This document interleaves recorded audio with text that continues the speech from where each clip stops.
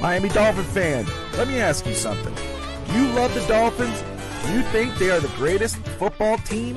How about the greatest show on surf? If you answered yes to any or all of these questions, then fins up and surfs up to the greatest show on surf.shop today. Celebrate the most explosive offense in the NFL with this awesome exclusive merch. From jackets, hats, shirts, and more, they have it all. Use promo code FINSTALK and save 15% on your order. Show off your fandom. Don't wait. Go to thegreatestshowonsurf.shop today.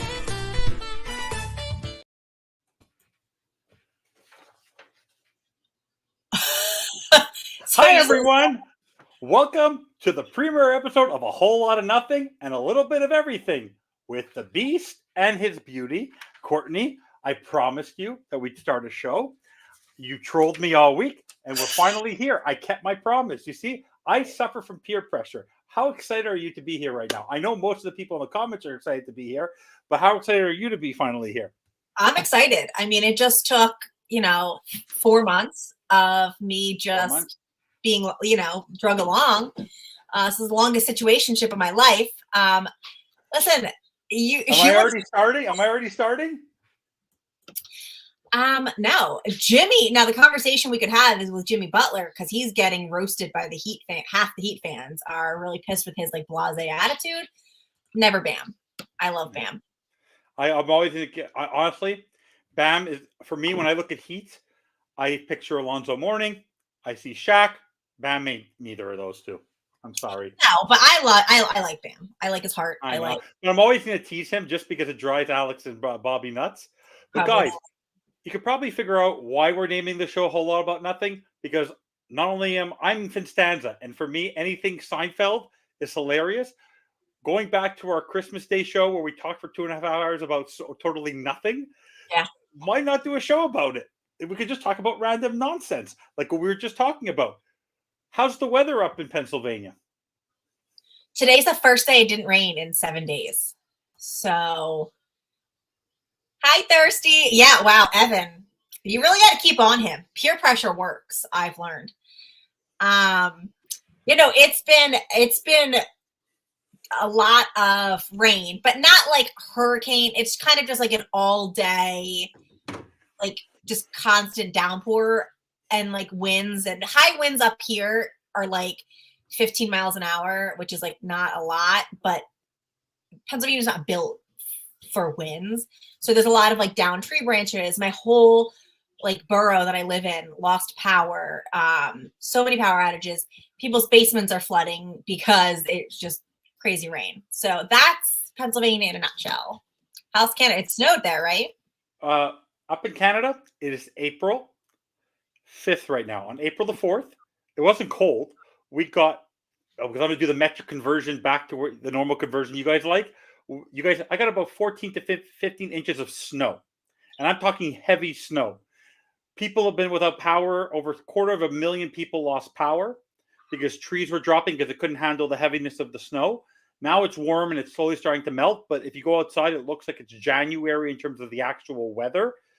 In Canada, in certain provinces, because we go by provinces, not states, we have a law that from December to March, you have to have special snow tires. So I'm not lucky like you who has to pay for 4 tires. I have to pay for, that come with your car. I have to pay for 4 extra tires. And those tires go on your car. People started taking them off. People couldn't leave yesterday and today because they were afraid to go out without these tires. It was hilarious. And for me, it's bananas. That's why I only take off my tires in mid to late April, because at this point, you never know when you're going to get snow. Do you put those chains on your tires? No. These tires have special treads. Okay. So you don't and it's not against the law, because Thirsty, let me just tell you something. The guy who's one of the stars of this team, congratulations to the Blue Jays for winning today at Yankee Stadium. And I will be trying to go to Yankee Stadium on July 5th because it's George Costanza bobblehead day. There's a bobblehead that says assistant to the traveling secretary. Now you have no idea how excited. How imagine would that be? As every show I show up and I have the bobblehead. It'd be awesome, right? I have to go. I have to go just for that. But what was I saying? No chains on tires, special treads, Thirsty might know a little bit about it if he talks to his wife. It's really just for safety because we get brutal winters here. Actually, it's been a pretty good winter, all things considering. Mm-hmm. Considering the fact that when I go up to the northeast of the United States, I remember being in Baltimore visiting my cousin, and literally I went outside. It was in the middle of it was into November, and there was a little inch of snow. And I go, "Let's go for breakfast." He goes, "We can't go anywhere." He goes, "The city's closed." I go, "What do you mean?" They go, "It snows. There's no school. Things are closed." I go, "Because the only snowplow in Baltimore is at the airport. They can't. They're not prepared. They're not prepared. You guys are wusses compared to us up north. This is nothing for me." Yeah, I don't have snow, luckily. Well, we didn't get a lot of snow this year. I hate snow. You complain every morning on your Instagram about how cold it is. Oh, well, if it's below 80 degrees, I'm going to be a miserable bitch, and I'll let everybody know that I'm flipping chilly, and I don't care about that. Very cool, Raphael. Coolest thing I ever did, speaking of near being Tucson, California, was skiing on Mount Hood in Oregon in my shorts and a t-shirt. It was because it was 70 degrees at the bottom, 75 degrees at the bottom. But if you go up, it's in the 50s and there's still snow on the mountain and you can ski on it. That was cool. No. Guys, don't forget to hit that like and subscribe, like Dolphin Thirsty says. So, no, weather's a little crazy up here. But let me ask you a random question since we're talking about weather. If you hate the cold, what are you doing in the northeast of the United States when you're from South Florida? And don't tell me your family. My family. You don't have to be there for your family. I want to get away from my family. You want to be close to them? I'm a single mom. That's true. So they help me out a lot with Well, my wife would say the same thing, even though I'm here. My family helps me out a lot with You missed a joke. Okay. I said, even with me being here, my wife feels like a single mom. Oh, I believe it. No, but it's just my family's up here, and all three of my kids are in sports, and so there's a large chunk of the year where I work full time, and I have to take 3 kids to 3 different fields last year at 3 different times, and it was like a big godsend that we would split the duties so that everybody could get where they needed to go. And I don't know, I wouldn't be able to do that if I moved to Florida by myself with because it takes a village. So, yeah. Plus I bought my house. So, yeah, and we all put our money into our house. By the way, Thirsty, can you just picture he has to run? Can you just picture Thirsty running? I'd love to take a video of Thirsty running. Did he do funny? He did the cancer thing, right? He walked. He didn't run. He walked. Him and Bobby don't run; they waddle. Is there video of it? By the way, last night, the funniest thing. I'm watching the show and I go to Hank. I've never seen Hank laugh so hard in his life because I started at the end of the show. I realized no Courtney, no Bobby, no Thirsty, no Malloy. Yeah. None of these people came to say even hi. When I at least show up to all these shows and at least say hi, all of a sudden Bobby shows up because I'm watching. I go, "Oh yeah, you just showed up," and then we trolled them for 5. Literally. Hank was rolling off his couch because I was making everyone feel bad, calling people heroes, zeros. Oh my God, it was so much fun. In my defense, my son had a scrimmage last night for football. He has his first game this weekend. And I also hit the gym. So. And? By the time I got home, your show had ended. You can listen to it, It's called your phone. You listen to it. You don't have to watch it. You can listen to it. I like to watch you guys. I like to see your faces. I like to see the expressions. I don't know. I don't like to listen. I have a face for radio. You do. But I'm a glutton for punishment. So I'd like to watch your face. People are masochistic. I like to see the interaction that people have and like the body language. Like my crime podcasts, I don't need to watch those. I can listen to those all day long because they're telling me a story. Could you imagine me? That isn't most of my stuff, my mannerisms when I'm overreacting. Imagine I did it on radio; it wouldn't have the same effect. That's what I'm saying. Is like listening to you. Like if I didn't know you and I was just listening and I couldn't like see you, I feel like it could be digging a skew. It'd be. I'm a little obtuse in that way. I'm weird, and I like my podcast to be in video form. Yeah. So just in case, guys, the funniest thing I asked Courtney before the show, I asked her, "Do you know what this is?" And she goes, "Is that a baseball team? The team's only won 2 World Series. The team is the only Canadian team left in the Canadian baseball team that's left. They Speaking always beat the Boston Red Sox, Rob's team. And this is the greatest logo in sports behind the Miami Dolphins. The old logo of the Miami Dolphins is the Montreal Expos. Best team for me. This is second fiddle to the Miami Dolphins in my heart. Love this team. Used to go to so many games as a kid. The fact that I can't take my kids to an Expos game anymore, it drives me crazy. Hopefully one day we'll get another team back, because that would be, honestly, in the summer or even now on a weekend, nothing to do, I'd go to a baseball stadium and go watch a game and just take the kids, because you don't even have to think. Cool about baseball is you don't actually have to watch the game. You can wander the stadium because things move so slowly. You're not really going to miss much. I've taken the kids to Phillies games. Through work, I was able to get free tickets. They boo everything.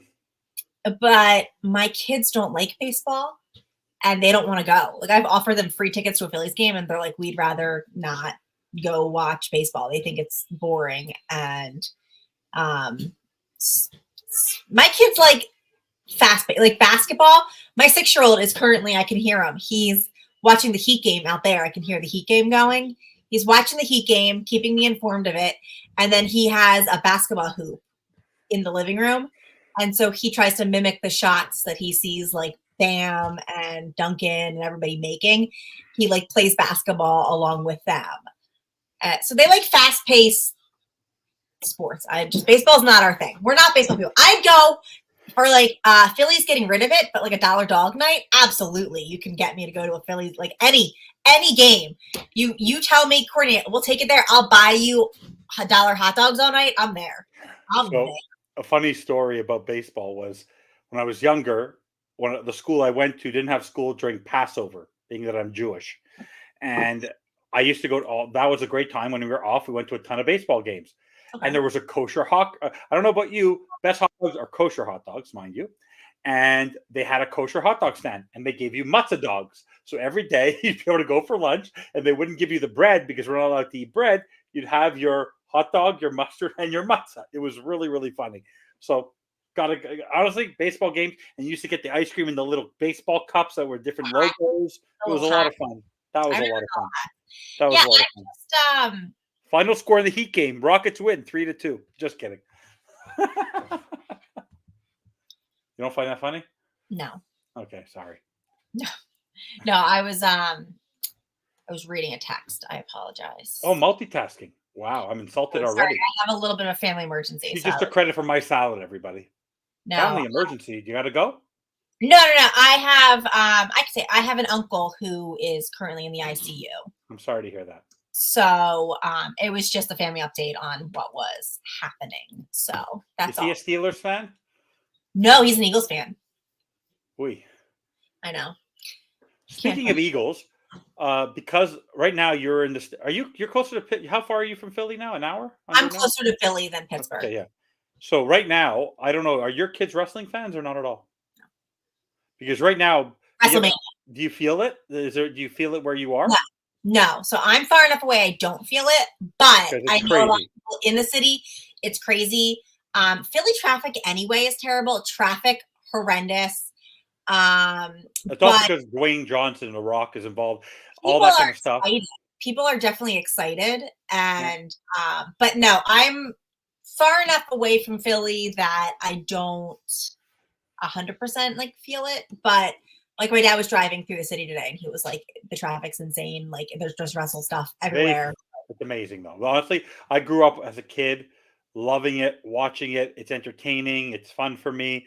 I got to go to some cool things growing up. But it's such an exorbitant thing now. They've turned it into a 2-night. It's such a moneymaker because it's owned by UFC, TKO. It's $1 billion industry now, and it's just but I'm telling you, you think people spend money on their sports gear the way that they do? Sports is not. People always make the joke football is rigged, basketball, wrestling is entertainment, right? The amount of money people spend on merchandise, the sadness that they have when people lose, it's acting, it's professional. And also these athletes are amazing. They're insane. They have to be gymnasts. They have to be bodybuilders.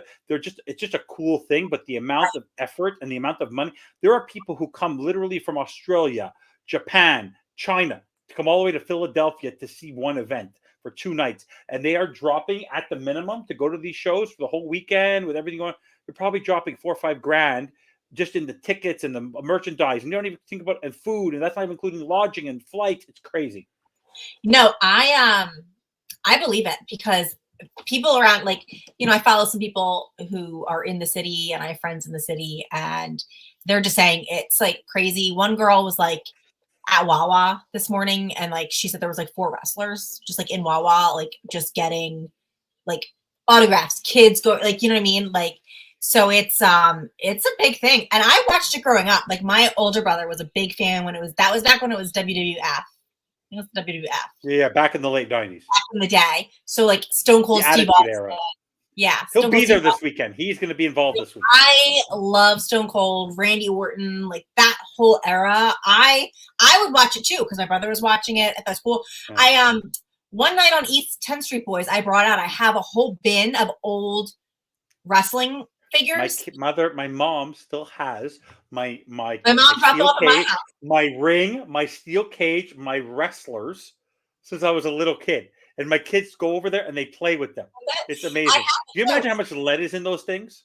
Well, I had brought them out, and I had and we did like a little bit where I had Bobby and Alex tell me who the wrestler is, because it was like all old school. Like China was in there, and Bobby's wrestling. Ooh. Oh, I know this. Wrestling. What do you think it would be? Oh my God, Little Tokyo. I'm just kidding. He is Little Havana. Little Havana's a good one. Let's see. Something that references Hialeah. Well, the Hialeah Kid. He's the Hialeah Kid.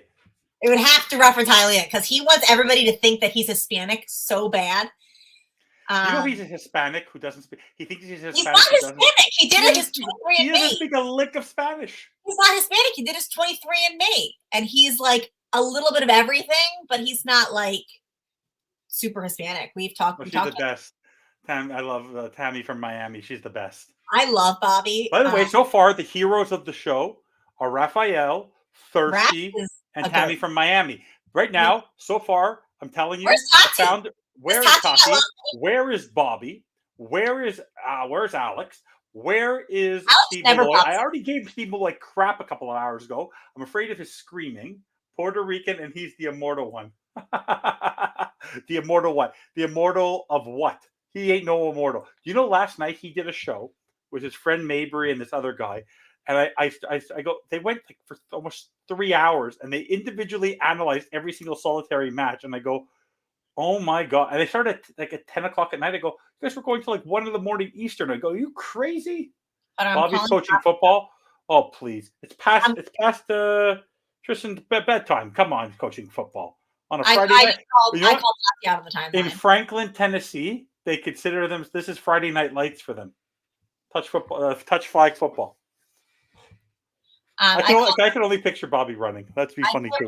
I peer pressure Tati on the timeline. It's fine. Can you just picture the people on the FinStalk Sports Network running? You ever see that Seinfeld episode where Jerry and the other guy are running to win to win that other girl a trip or a raise, and they're tripping on each other? It's just so funny. We should have a FinStalk at fan club weekend while we're drunk after boat campers. Like a little race in the parking lot tailgating. Yeah, we'll have Dolphin fans cordon off each side. I actually decided that for fan club weekend, and when I go to MetLife for the takeover, I'm just gonna wear a giant name tag that has my Twitter. You're going to MetLife takeover? It's right near me. It's in New York. It's in Jersey. Jersey. So what? That's New York to me. Yeah. It's the closest game they ever play to me every year. You know, by the way, you book tickets on your own? So I used to go on my own. You should go with the group from Dolphins NYC. So I didn't go with them because they usually meet up at Slattery's and then go, and that's out of my way. That they're like meeting in New York and going down, and I go up. But Neil Driscoll wants us to get a Hagee bus and get a group. What? How do you know Neil? Just through X? Just through X, but he's close, and a couple of other people who are in the Philly, New Jersey area have joined in. And Dolphins NYC said that there was like an issue with their buses next year, so they're not going to do buses this year. So Neil was like, we should all get a bus and go. But either way, I will be joining the Dolphins NYC tailgate. I'm not going to like tailgate on my own. I'm going to like join theirs. I'm just not going to travel with them. But that's the show that I'll be taking my son to, the game. So I won't be like drunk. I won't be like super tailgating. Like I'll have a 6-year-old in tow with me because he wants to go to a Dolphins game and I'm not taking him to Miami. So I'll be subdued, but I was just going to wear a giant name tag that just said Dollfan72, just so like, if you know me, you know, you can be like, wait, Courtney, hey, and we can like interact. And I just thought it'd be funny if I wore a giant name tag that was just my ex username. That'd be funny. I don't really, honestly, I might go to that game, but not to be so jealous. I'm very lucky. Recently, I got a connection through my FedEx rep, and my FedEx rep is based in Jersey, and they have a suite at MetLife Stadium, and so I might be in a box. Invite me. I'll let you know. Bob. I'm going to give him my network. That guy, good guy. He might take me to that game. I'll be there. So if you like, I'll come sit in a box with you. Oh, what are you going to do with your son? Leave him with the family. No, he'll come with us. You said this is a family network. And he's very honestly. We're a true family, and people don't come watch us. He's so excited to like go. He hasn't been to a Dolphins game yet, and he's so excited to go to a Dolphins game. So he's probably going to be more excited than me. He's going to be in his Tyreek jersey. He wants to meet everybody. He loves it. So the MetLife will be like a wholesome experience. And then when I go down for Fan Club weekend, that'll be like adult time. Make sure to keep the windows rolled up when you drive through Jersey. Oh, it's gross. The last time we went to MetLife, I usually take my dad with me. I don't go alone, but I usually take my dad because it's just smarter for me because I run my mouth. Shocker. And so my dad can reel me in better than anybody. He got food poisoning from MetLife Stadium, and we're driving home on the highway. I had to pull over while he's puking his brains up because we got food poisoning at MetLife. And my dad has swore he will never step foot back in that stadium. I was driving home. I was driving back from Florida and took my family to New York. We had to drive through one part of Jersey where the Newark airport was, and some of where some of the industrial area. And my wife had the window open, and I go, "You better close that window because you're not going to enjoy the stench." Jersey is like the dump of the United States. You ever heard that famous line? Why does New York have the most? Los Angeles have the most lawyers, and New Jersey have the most toxic dumps? And like that's a joke because that's why it always smells. Like it's just God. No, I'm with you there. But yeah, I will be at MetLife Takeover and Fan Club Weekend. Those are the two that I've decided that I will be attending this year. Cool. So we'll talk a little Dolphins now, just to get it in there. The big news of the day, I'll go first, is that our general manager, Tyreek Hill, formally announced on Snapchat, and then a group on ESPN are now saying that we've made multiple offers, and he's now convinced that OBJ is going to be a Miami Dolphin. How much stock do you put in Tyreek saying that OBJ is going to be a Miami Dolphin? I think Tyreek's trolling OBJ. Because OBJ came out and was like, "Oh, I have sources now." Like he kind of like trolled back and denied it a little bit. So I think that Tyreek is just trolling him. $145, 6 days in jail. That's funny. You were saying he was trolling him? I think Reek was just trolling OBJ. I'm convinced now that OBJ is definitely coming here. I hope not. I'll be pissed. No, I won't. I want him here. Pass. I'd rather draft a wide receiver 3 in like the third round. I'd rather draft a wide receiver 4 and cut Braxton Berrios. I do like that. I do.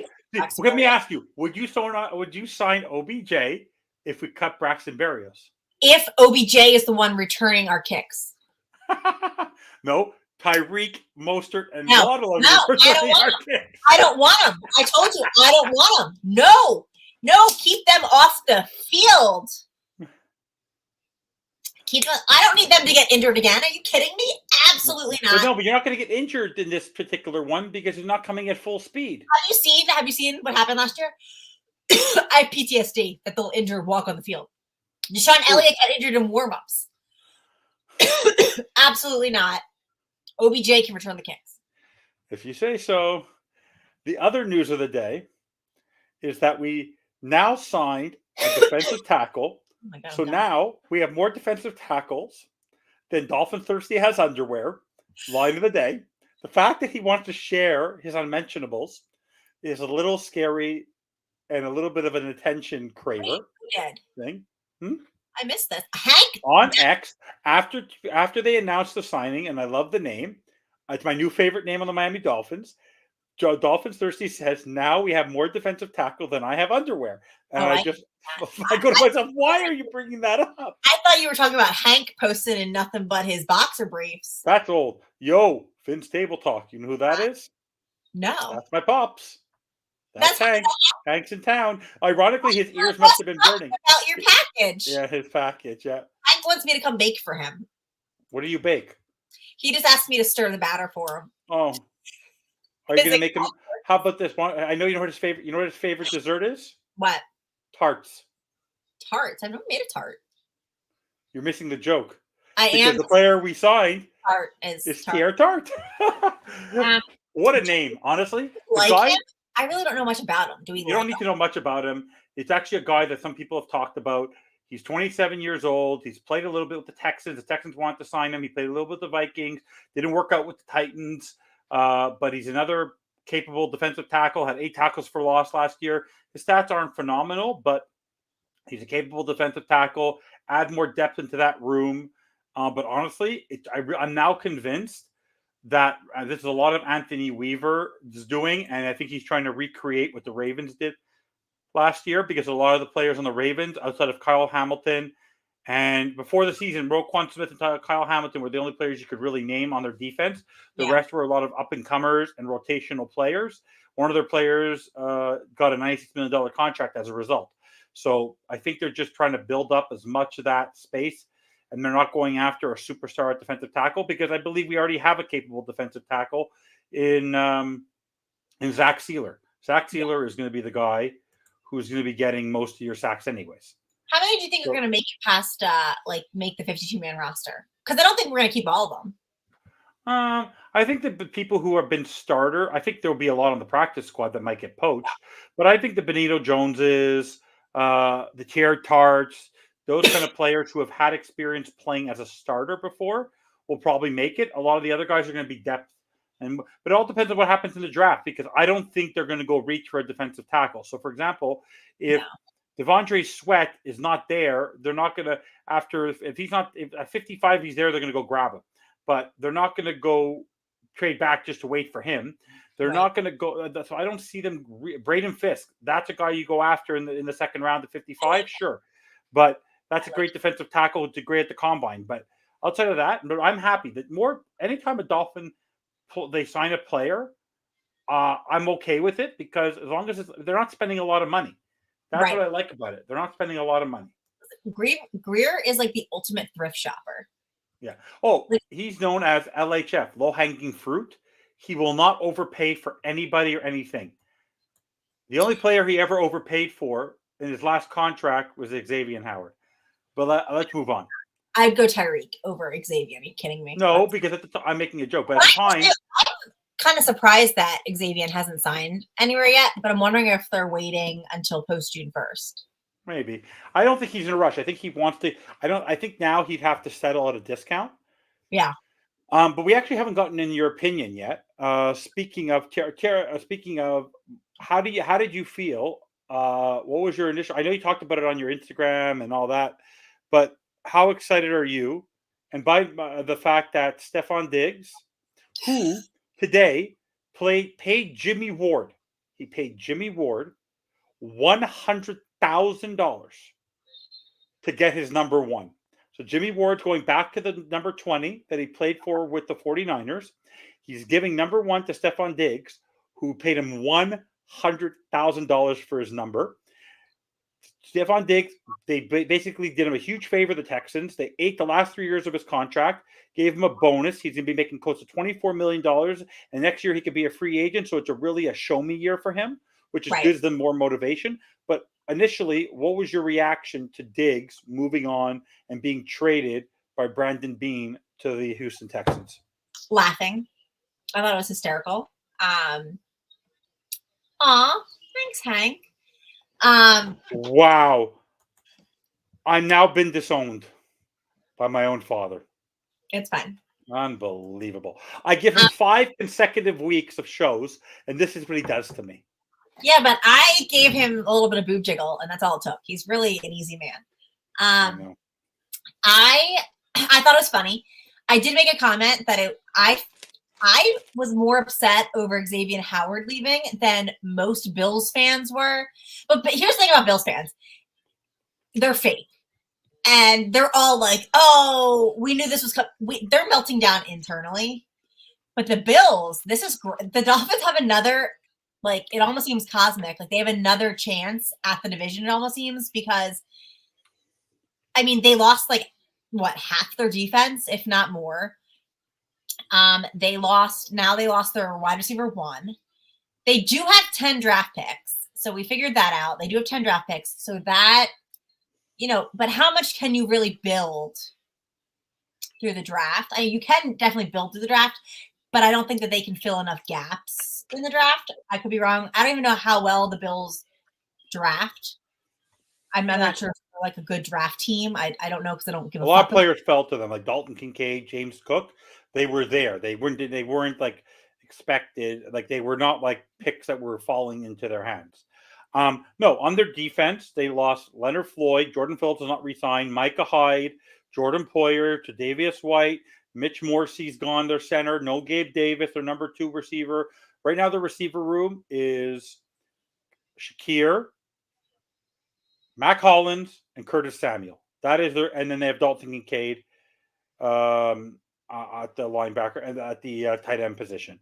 For me, last year, Stephon Diggs was a storm cloud in the first 6 games. He was crushing it. He was crushing it. Then his brother, then he was getting upset on the sideline. His brother put it out there that he didn't want to be in Buffalo. They stopped throwing to him. Trent Sherfield started getting more playing time than him. He wasn't a factor towards the end of the year. He wrote this nice thing on Twitter about missing Buffalo, this and that. I think they did him a solid, but the Buffalo Bills sacrificed. He must have been so miserable, or they must have been so finished with him, that they're willing to have $31 million of dead cap as a result of trading him. And they gave up him and 2 draft picks to get a pick back for next year, not even this year.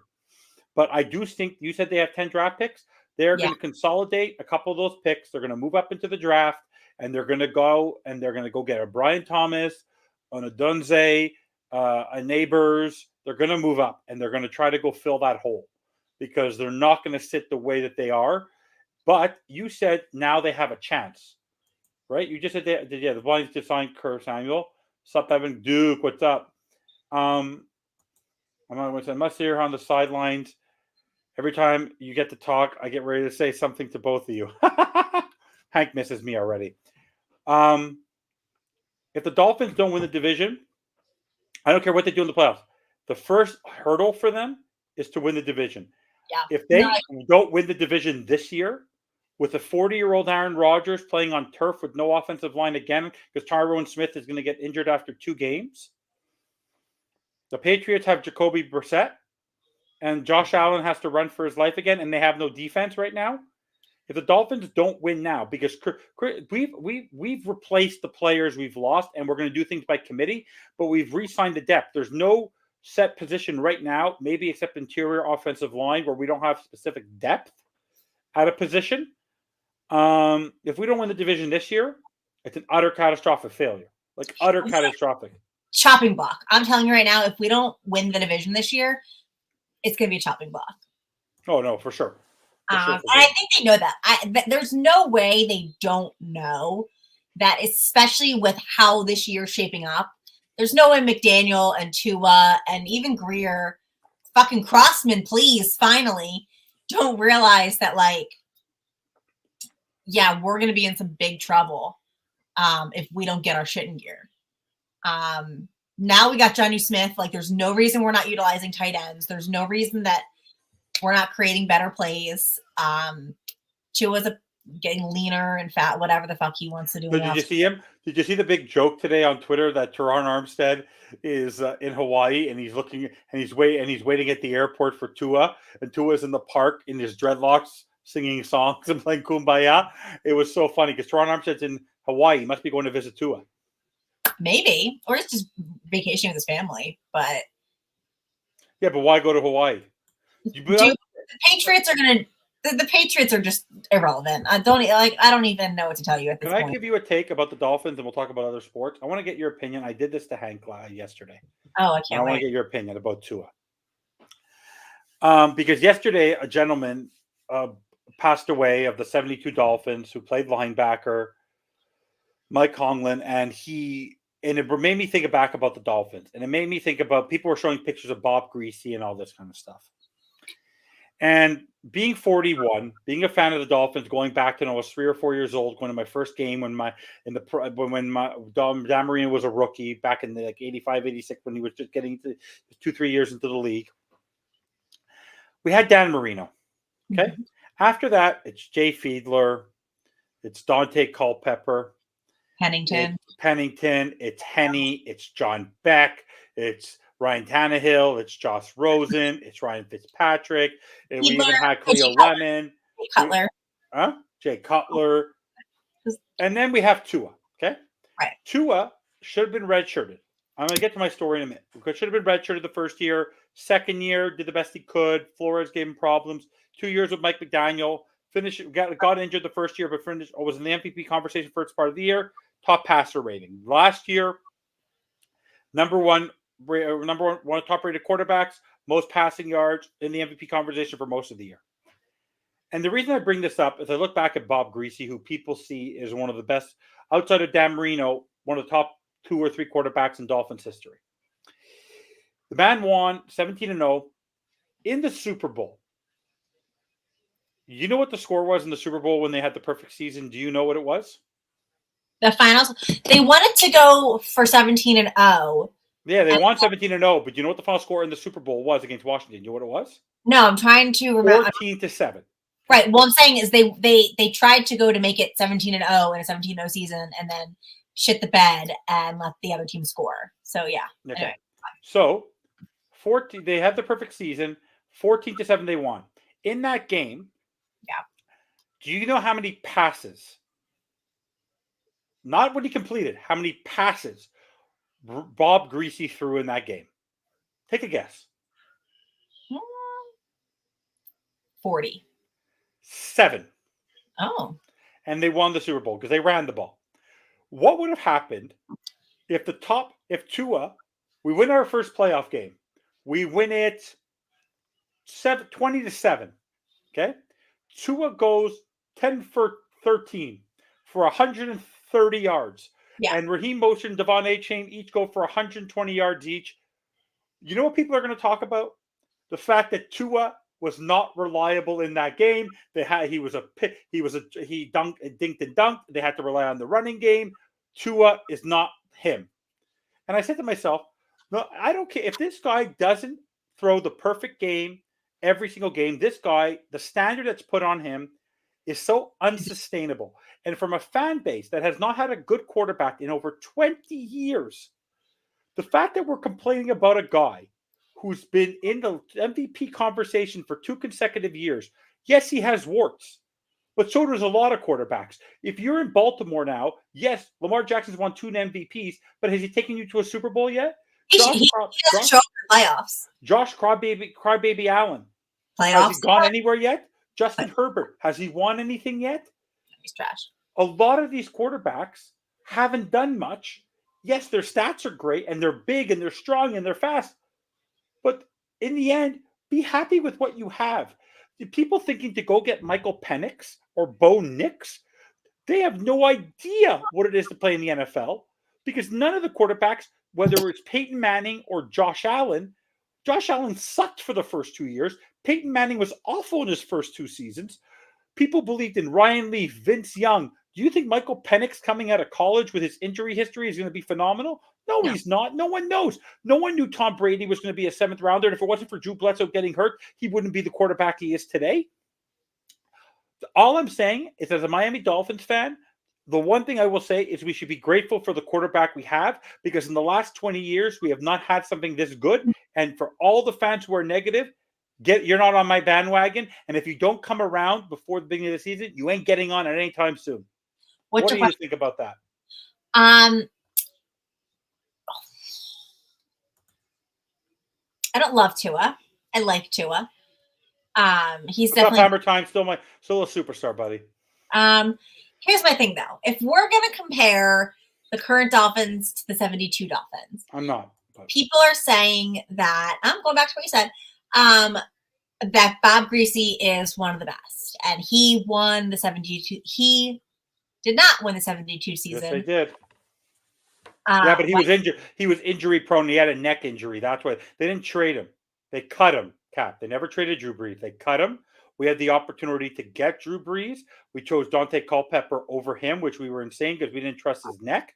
And boy, do we regret that to this day. He was cut for injury reasons. That's the only reason.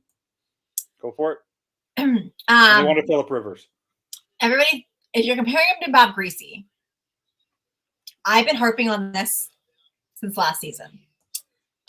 Bob Greasy did not win the 1972 season on his own.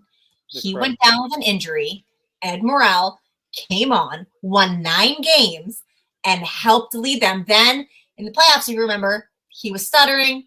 They put Greasy back in to continue. I'm not paying attention. I cut him. I'm telling a story. Pay attention to my face. So Morrell came in, won 9. You're such an asshole. Won 9 games, and then they were struggling. They put Greasy back in. Won the season. History repeats itself. Who the fuck do we have on our team that if Tua Tagovailoa goes down with an injury, can step in, win us 9 games, and get us to the playoffs? Because I'm telling you who it's not, Mike White. It's not Mike, no one has it. This is how invaluable a backup quarterback is. The Steelers knew it, and they got my man Russell Wilson. And dink and dunk. Dink and dunk. It doesn't matter. He can still win a game. But my thing is, everyone's putting all this pressure on Tua. But it's still a physical game. Injuries happen. And I've been fighting with people. They're saying it's not an ego thing, but like nobody's bringing in competition for Tua, but they're not bringing in a competent backup that can still win. You have to be prepared for your quarterback to go down. You have to be prepared for it. And our team, I don't care whose side you take. Some people say that we don't want to do it. Some people say Tua doesn't want the competition. Either fucking way, you need to bring in somebody that can take over the game. Skylar Thompson, I thought could be that guy. Isn't. Joe Milton III. Joe Mike Milton III. You know who could? Matt Moore. Big fucking Matt Moore fan. Best backup in the league, in my opinion. Sound like Omar Kelly. Me and Omar can vibe. I love Matt Moore. Oh, everyone loves Matt Moore. But that's my thing. Everyone's talking about, competition. We don't need to bring in a veteran backup. We don't need to bring in. You do. Because if Tua goes down, and you can't pretend like Tua's not going to go down, it happens. The Jets didn't prepare for Aaron Rodgers to go down 30 seconds into walking onto the field. Shit happens. Dolphins, who everybody wants to talk about and compare, had a backup plan. Their backup plan executed well. And then even mid-game, Don Shula, the GOAT himself, was like, you know what? This isn't working. Morelli, you're out. Greasy, go back in. They did. They won. It worked. And there were no egos involved. So that's look at Alabama. They had Jalen Hurts, and they had Tua, and they had Mac Jones. But mind you, most teams don't. No one else in our division has a proper backup from Buffalo. Yeah, that's right. You know who Josh Allen's backup is? Who? I don't Mitchell. Know. Who? Mitchell Trubisky. Oh, Trubisky. Okay. I think what the Steelers are doing, having Russell and Justin Fields, is phenomenal. Absolutely. Gardner Minshew with Anthony.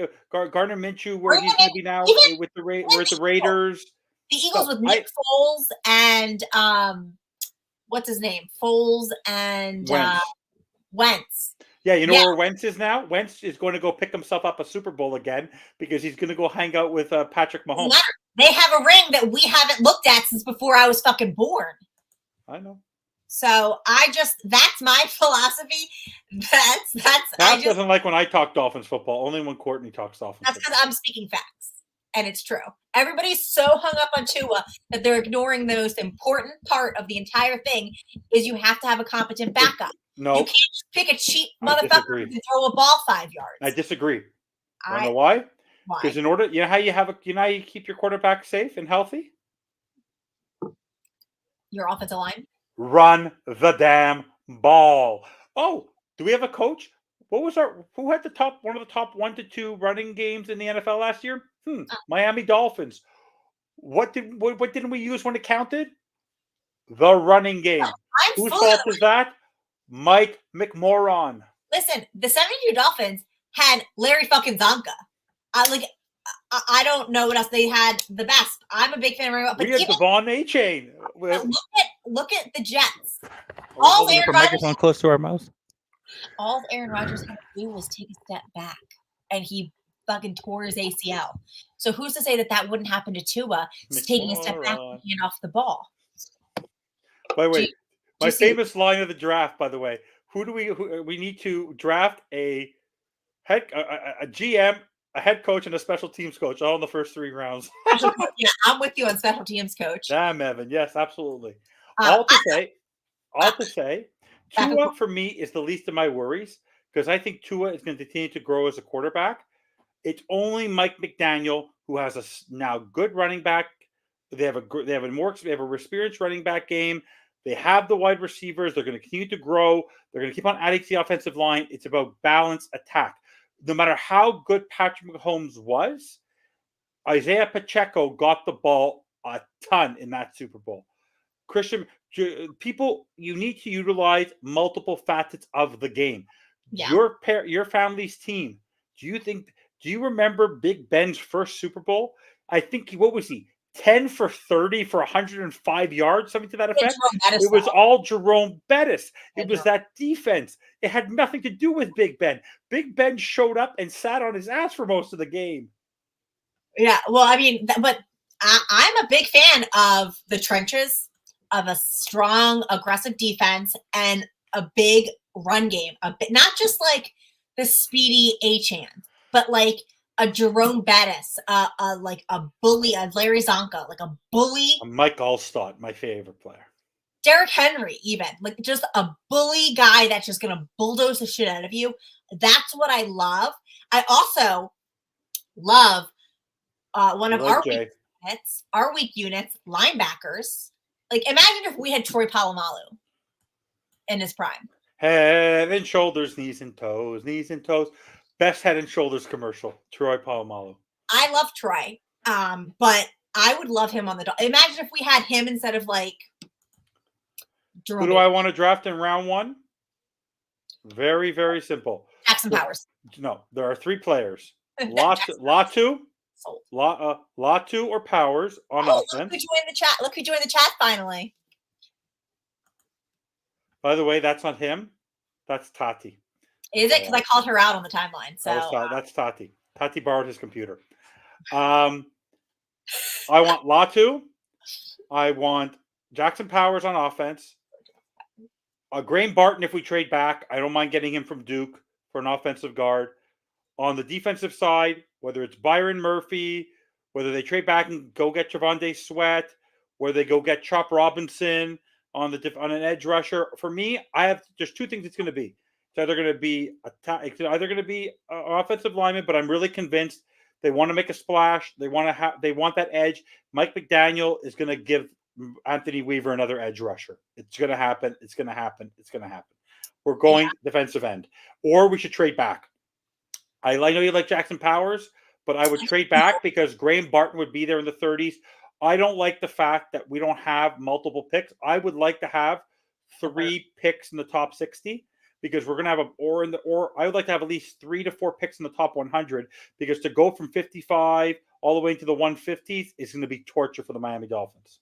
Yeah, I agree. I think at 21, if Jackson Powers is there, snag him. I don't think he's going to be there. I think my bold prediction, Eagles are going to trade up and they're going to try to snag him after losing Jason Kelce. That's my prediction. I think that's going to happen. But if Jackson Powers is there and we don't take him, I will send Greer. We need to trade back. Honestly, we need picks in this draft. Honestly, I'm convinced. But here's the thing. If Jackson Powers is there, we take him. Do not let him slide by you. If he's not there, I'm okay trading back to like the low 30s. I get that. By the way, he's no longer Bobby Finstock. He's the immortal one. And the immortal one... No. The immortal one, you're going for supper? Don't you only have supper at 10 p.m.? He was little. What are you having for supper? He was little... What are you having for supper tonight? And how did Tristan do in his game? It was Little Hialeah, I think we decided.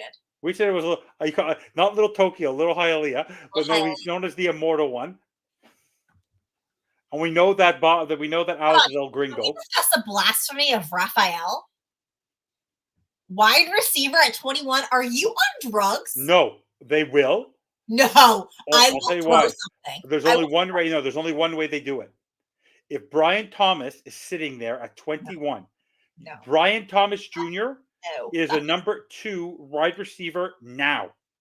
I don't care. If he's sitting there, you go take Brian Thomas Jr. No, if he's sitting there, we take Jackson Powers. How do you know about the immortal one? Well, Tati, it's for me to know and for Bobby never to find out. If Tati and Bobby were here, if you actually showed up to the show, you would have known. Tati, I thought we got hookups on this show. I thought me and Tati were friends. I thought she wanted to support me here. I thought that she would be in the comments and we would be having a girl moment. Obviously, you know what's really sweet about Tati? Tati's picture is this beautiful picture of her and Bobby, and Bobby has a picture of himself. Talk about a narcissist in Bobby. I'm telling you. Shame. I know. I thought she was sweet until she didn't show up for me. So that's enough Dolphins talk. I'm now going to let you talk about the Miami Heat, who are winning 43-38. So now I'm going to let you lead and tell me what you want to talk about with the Heat and how do you think the Heat are doing right now? What are your expectations for them heading to the rest of the season? What's going on with Jimmy Butler? The Miami Heat are pissing me off and stressing me out. Tati, I don't care. You have a phone. You could have shown me some support. What shirt am I wearing? I'm wearing, okay, let me just tell them what shirt I'm wearing. This shirt is actually one of the jerseys that was worn by Joe Carter, who won the World Series for the Toronto Blue Jays against Mitch Williams and the Philadelphia Phillies in 1993. Joe Carter, one of the greatest home runs to ever hit in baseball ever. Now, as you were saying, the Miami to a crazy 2-year-old. Bobby's 2 years old. I know Bobby was whining. Bobby must have been. Can you imagine Bobby at the sideline yelling at the ref in flag football? No. Bobby, I said I can't see Bobby yelling. He would just like take it and be like calm mediator. By the way, I had to console Bobby most of the weekend. He wanted to leave the football game after it was 14-0. He goes, "Oh, it's gone. It's over against Carolina." Overreaction like you've never seen in your life. All right. Well, speaking of overreactions, all right. So the Heat, where are they standing right now? Are they going to be in the play-in? They had a chance if they would have beaten Philly. They would have been the 6th seed. Now they're the 7th right now. They're in the play-in. They had a chance to be the 6th seed. All they had to do was beat Philly. Jimmy Butler missed the game-tying 3.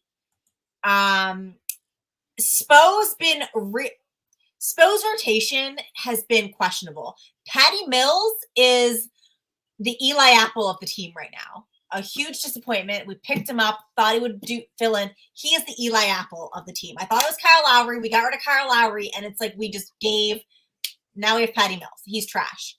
Tyler Hero's back tonight after injury, but Tyler Hero has been iffy. Jimmy Butler reminds me of the Miami Dolphins. I was coaching my son's football team, and as soon as I got the card put on the show, since I keep getting shit talked, I know. But wait. What he doesn't realize is that when people get shit talked, it's a sign of affection. Tati, the man, he's all in his feelings. Wow, he's all in his feelings. Man, he's all in his feelings. By the way, you know what get Bob? You know how Bobby's not going to be out? Watch this. You want to know what pisses Bobby off the most? What? If I did this. Watch this. If I do this, Bobby is going to be so bothered because Thirsty did this on Tuesday night, and one time Bobby, I want to see how long it will take Bobby to come onto the back. Right now, he's pulling over the car. He's going, Tati, they're screwing up my show. They're not with the right windows. Fix the windows. What's going on? What if I do this? I have to have some fun. What if I do this? Or I get, because if I drive him crazy, it will drive him crazy. If I do this, if I do that, it drives him bananas. If I say like this, it drives him bananas. It's driving him crazy. He wants to come in right now and lock me. Where were we? The Heat are like the canceled. Is he in? There he is. You're canceled. You're canceled. You're both canceled. The hell with you. What? I can't hear you. What? Sorry, I'm coaching a Heat game. I can't understand you. Beauty and the Beast, my ass.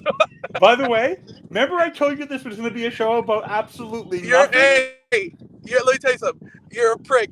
I love you to death. I'm sitting here. We just parked. We're going to go get something to eat because we just got done. And I'm hearing you go, you want to see how I can piss off Bobby? Watch this. I see what you're doing. And I go, oh, hell no. I start entering and go, watch him try to do it. I go, son of a bitch, he's doing it. Love you guys. Did you guys win? Bobby, the fact that you weren't strong enough. Is he off? Did he hang up? No, I'm listening to you. I want to see you finish your sentence. You weren't strong enough to just hold out for 5 minutes to let him do his thing says a lot. He just wanted to get. You fell right into his trap. I expected better of you. And he missed the Carolina Panthers reference. How he wanted to leave the game. He was moping and complaining. Bobby, it's a thankless job. You're damn right. Bobby hitting the red button for doing. That's right. Bobby, that's right. Did Tristan win at least? No, dude. No, they tried. It was a tough game. Coaching. We lost. Or coaching. Did you call the wrong place? Did you abandon the run? Did you abandon the run? So what we're doing? That means yes. You abandoned the run. Oh, Bobby McDaniel, how you doing? I'm out. I'll keep watching, you smart asses. Appreciate you. Love you. Enjoy your dinner. Enjoy your dinner. By the way, he couldn't help himself. You see, that's how close we are in the network. I love this so network. Close that we do this. I'll be honest. I love this network because it's like a family. Can you just picture us at a football? Just imagine me, Fish Tank, Bobby, Thirsty, Manny. Just imagine us. We were all sitting there, Steven down. We're on the water. We're going crazy, overreact. It's just the most fun you've ever seen. No, I love everybody on the network, and I say it all the time. It's not just like me saying I don't get paid for this. We don't get paid for this. Like we do this because it's fun, but like we join the network, and we're all actually friends. We all actually like each other, and it's just. This is why I'm afraid of Malloy. I'm afraid of Malloy now. I'm not afraid of Malloy in the least. He screams way too much. I would put money on the fact that more people in this network are scared of me than I am of them. Probably. Probably. Anyway, back to the Heat. You've cut me off 8,000 times. That's my point. I'm the constant interrupter. You are. FinStanza. So talk about Mills. You're talking about Mills.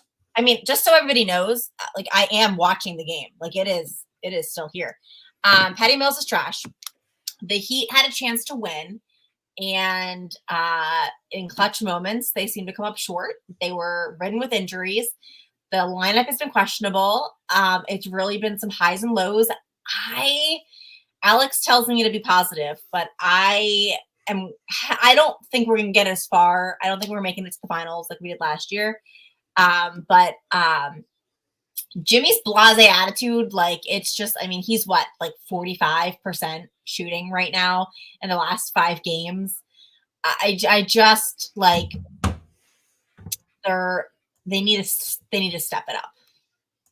So for me, right now, do you have no faith that Spoelstra can bring this group back? You don't think Bam can overcome this? You don't think anything could happen? I mean, I think they're going to do good, but what's up, Anthony? Patty Mills is trash. Fuck Patty Mills. I don't have any trust in Patty Mills. I think he's trash. He's honestly, I would choose Lowry over Patty Mills at this point. Oh God, Twinkie boy. Patty Mills is terrible. Kevin Love, I love him. I mean, honestly, this may get me some shit. The fact that Caitlin Clark has a better 3-point shooting percentage than every single player on the Miami Heat is a problem for me. Not because she's a female. She's my favorite female athlete in basketball, but because she's a collegiate player and these are professional NBA players. Like, they shoot threes at this point, and I'm like, oh my God. Oh my God. Like, is it going to get in? I don't have any faith. Yes, Pat Riley is still there. The Heat are consistent. I will give them that. Spell was 100% the best coach in the NBA. I believe that. But some of his lineups have been questionable. Tyler Hero's weird foot injury that was like a hyperextension, like a non-contact hyperextension. Like, I don't know. It feels like 3 months ago at this point. Duncan Robinson is coming back from that back injury, which I actually researched. And it is like misplaced vertebrae discs. And like, it does sound serious. But he's not playing himself at all. Like, it literally looks like they like threw some steroids in his back and told him to get on the court. Like, you could tell, like, when he's doing his shots, his form isn't, you could tell he's in pain and he can't get the full extension of the shots that we need him to get. And when he's our main source of threes, that's a problem. Is he going to be completely healthy by the time the playoffs come? I don't know. And then let's not get over the fact that our biggest kryptonite is the Nuggets. And they're going back to the finals. I believe it.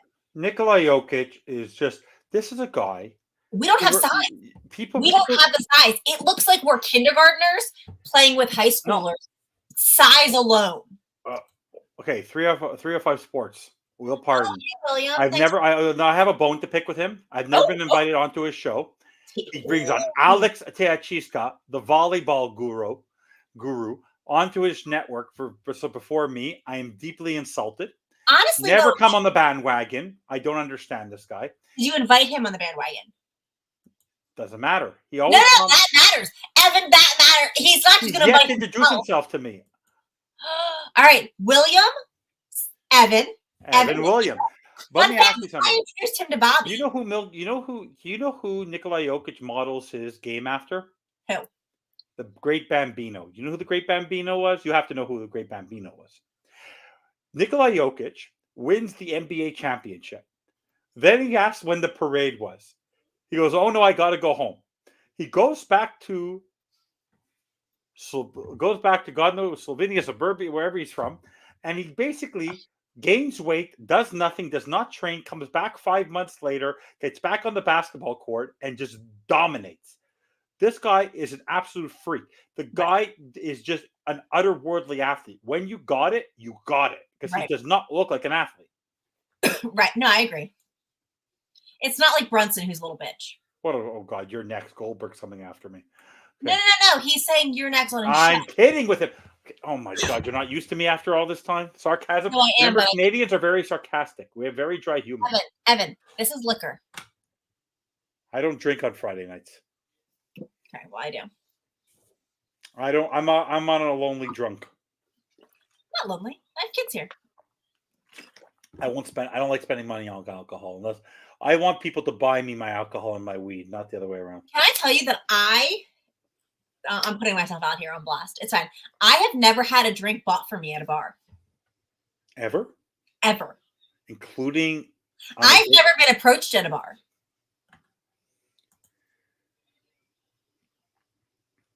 All right, you have a girlfriend. Like, let's tone this down a notch. Ouch. But also, like, send me a picture. Let me ask you something. Yeah. Who is the best basketball team in the state of Florida? Miami Heat. You think they're better than the Magic right now? Yes. So in a do or die game, the up and coming Magic would get destroyed by the Heat? Not destroyed, but they would lose. Okay, just asking. I'm just saying how your level of confidence. What team do you think in the NBA, like if they're coming to the playoffs? What team are you afraid of in the East right now? The Nuggets. No, in the East. That's entire NBA, just the Nuggets. Okay. Just the Nuggets. I am the same level of delusional for the Heat that I am for the Dolphins. Same level, just my intensity for the Dolphins is like a 9 million. And So your sports are football, basketball, then curling? football, basketball. I don't give a shit about any of you Literally? So, by the way, or anything. you say you like Caitlin Clark. I do. Right now, South Carolina, which is a phenomenally coached team, won. They're going to they're going to another finals. I would have wished even though how great they are, we all would have wished that the UConn Iowa game was the actual final game. But do you think Paige Buchers, who's like the next Caitlin Clark, almost like what she's done at UConn, by the way, it's amazing that program that's why ESPN is there. What UConn, the Huskies have done with college basketball, women's and men's, is absolutely incredible. Paige Buchers, Caitlin Clark. Do you think that Paige Buchers and what she's been able to accomplish will basically stop the run of Caitlin Clark before she goes to the WNBA? I should clarify. It's NFL, NBA, NCAA football. I don't follow collegiate basketball. Who do you follow in football? Who's your team in NCAA football? The U? I can't. Okay, I'll put you this way. There's actually, I love the U, but there's actually something. You know who I despise. Actually, you know who I dislike more than Mike McDaniel? Mario Cristobal. Mario Cristobal. Do you know who Mario Cristobal coached? Who? Justin Herbert. I'm not a Mario Cristobal fan. That guy is God-forsaken awful. I don't like him. I'm not a big fan of him, but I'm a fan of the U and what they were. Have you ever been to that campus? Holy crap. I want them to get back. They'll never get there. To what they were. Like, I want them to, but thank you, Anthony. You're adorable. Just so you know, Anthony, as well, if you think that I don't have listen, I am a lot of things. I'm giving her my full attention. She's watching a basketball game.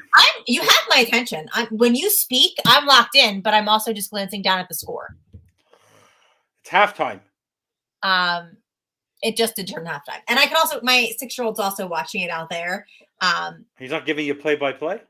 No, because I yelled at him to stop coming in. But it was cosmic. Somebody on Twitter posted like months ago that if you went to Nike.com, they were having a promotion that if you voted for Jason Tatum's shoes for like an upcoming show, like he had, I guess, like, I don't know if he has a line, whatever, but you were going to get a free year of NBA League Pass, which is basically, NBA's Sunday ticket.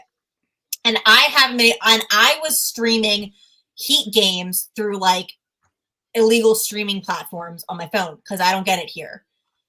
So I went, I voted, I got it. And 20 minutes later, they shut it down because so many people were doing it that it went from you get a free year to like you get like 30% off the subscription. So thanks to whoever tweeted that, I forget who the first one was, I now get to watch every Heat game regardless because I have the NBA pass. And I refuse to pay for it because I pay for Sunday tickets so I can get the Dolphins here.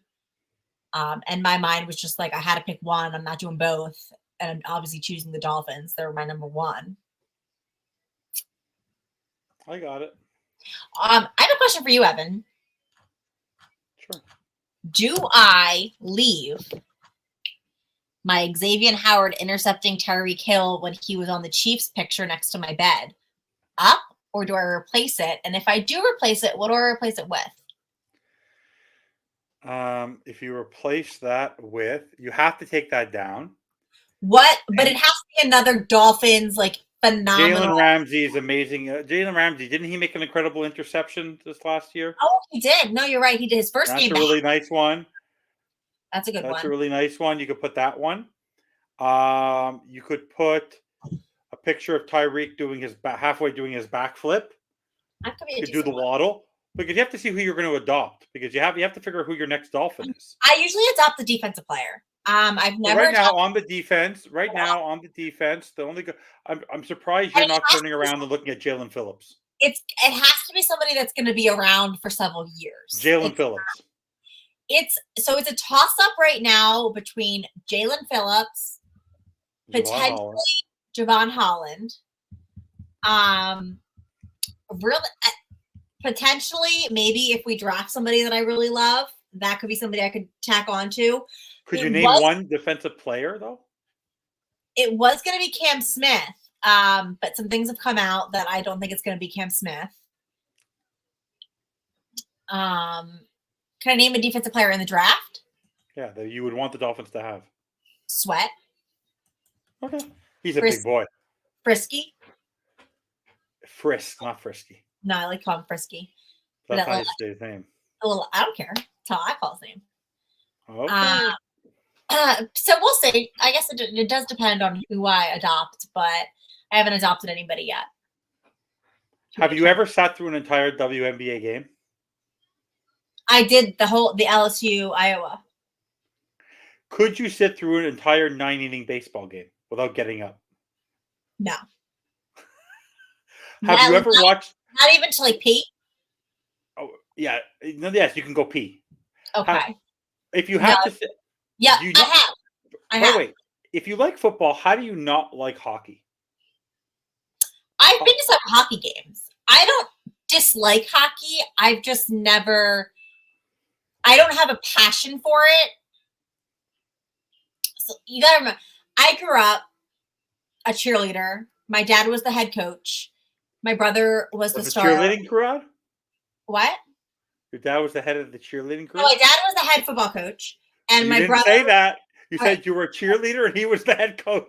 I was a cheerleader. My dad Your father's not going to be happy with you. My dad was the football coach. My brother was the starting wide receiver, and he also played D end. And my mom was the team mom. So our weeks, we were like the all-American football family. And then in the off season, me and my brother played basketball, and my dad coached both of us. We would be on it was a like co-ed team. So I follow those two sports because I've played them. I played girls flag football. That's why. I've never played hockey. I've ice skated a few times. But I just don't have you know what's funny? Here's a fun fact for you, Evan. You'll like this. My cousin is the varsity hockey head coach for our high school. And I've still never been to a game. Mad respect. I've never been to a game. Tell them I'll bring him on What the Puck. I'm going to do What the Puck podcast one time. He can come on. Okay. My other cousin played collegiate hockey. College hockey is a lot of fun. He played college hockey, and now he just like refs. He has his own kids, he's older, but yeah, I've been to hockey games. I've been to baseball games. I've been to Phillies games, and then there's like a semi-pro league or whatever the next level down is called the Iron Pigs. I've been to their games. My old job had like a suite, and so every year it was like a work thing, and you go into the suite and whatever. So I was there the whole game. So if that counts. Are you going to be watching the solar eclipse on Monday? We're not getting much. Like the obsession. People are going for this thing. Our schools canceling school on Monday for it. Oh, no, they didn't cancel school here, but one of the local like pharmaceutical companies donated 15,000 whatever glasses to the students, and but I know up in like Buffalo and New York, they close school. It's 45 minutes, if that, of like people going crazy. Are they going crazy in Canada? Are you going to have a nice view of it? I'm not paying attention. My kids will tell me when it is, but we do get a bit, because around Niagara Falls, people are saying it's going to be a big view. So in Canada, we will have a good view of it, but not interested. Yeah, it's crazy. Do we like the new kickoff rule? I love the new kickoff rule because Braxton Berrios is going to return his first kickoff for a touchdown, and he's going to be laughing, and he's going to hold up a sign, Courtney was wrong. What do you think of the new kickoff? He asked you a question. Duke asked you a question, you answer it. First of all, don't come up with that tone. Second of all, I don't hate it. We'll see. I want to see how it transpires. But I don't hate it. I mean, I would like more. I'm a big special teams fan. I've been very, very, very critical of Crossman. So I would like to see bigger returns, more, because I feel like special teams is a forgotten dynamic of a football game. Like, people don't understand that, like, even if you don't return it for a touchdown, just imagine how many games things could have been different if we had an actual return man who wasn't trash that could get you to a better field position, set Tua up at the 50 instead of the 25 or the 30. Like, just help out your offense a little bit. Not to mention maybe the occasional touchdown. Just the Titans game.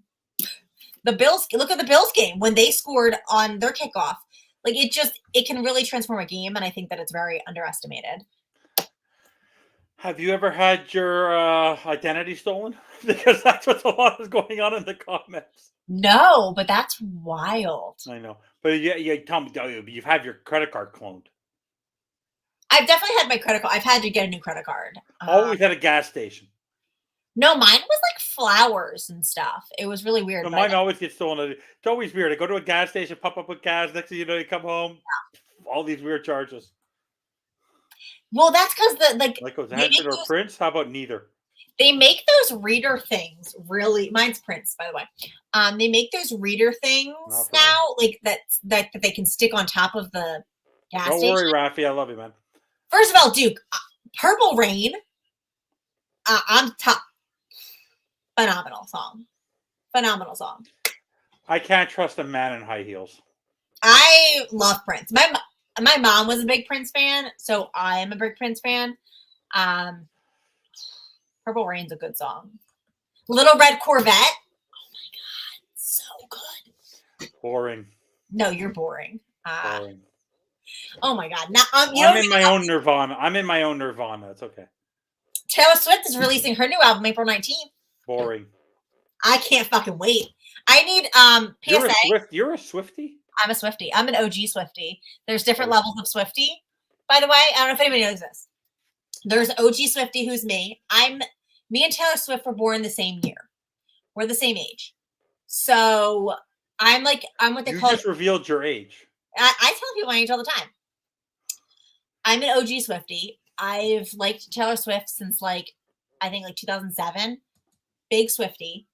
However, I'm so there's the OGs, and then there's the new millennial Swifties.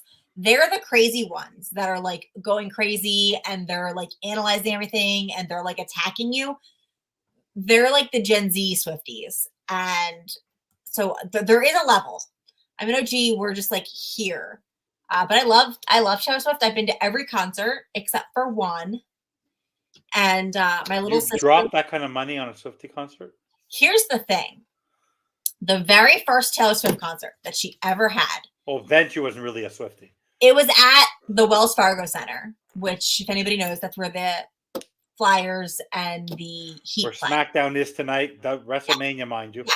So back then, it was before this Ticketmaster stuff. Is you signed up for her fan club, and you got pre-sale access through her fan club. It's kind of the old school way to do it. And I did. And I got pit seats to Taylor Swift for $75 each.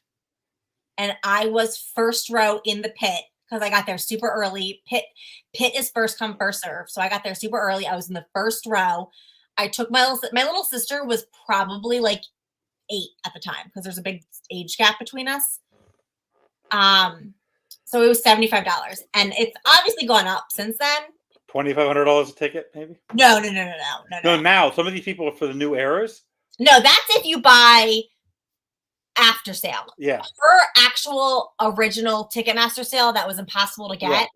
For a 200 level, it was $250. It was pretty reasonable.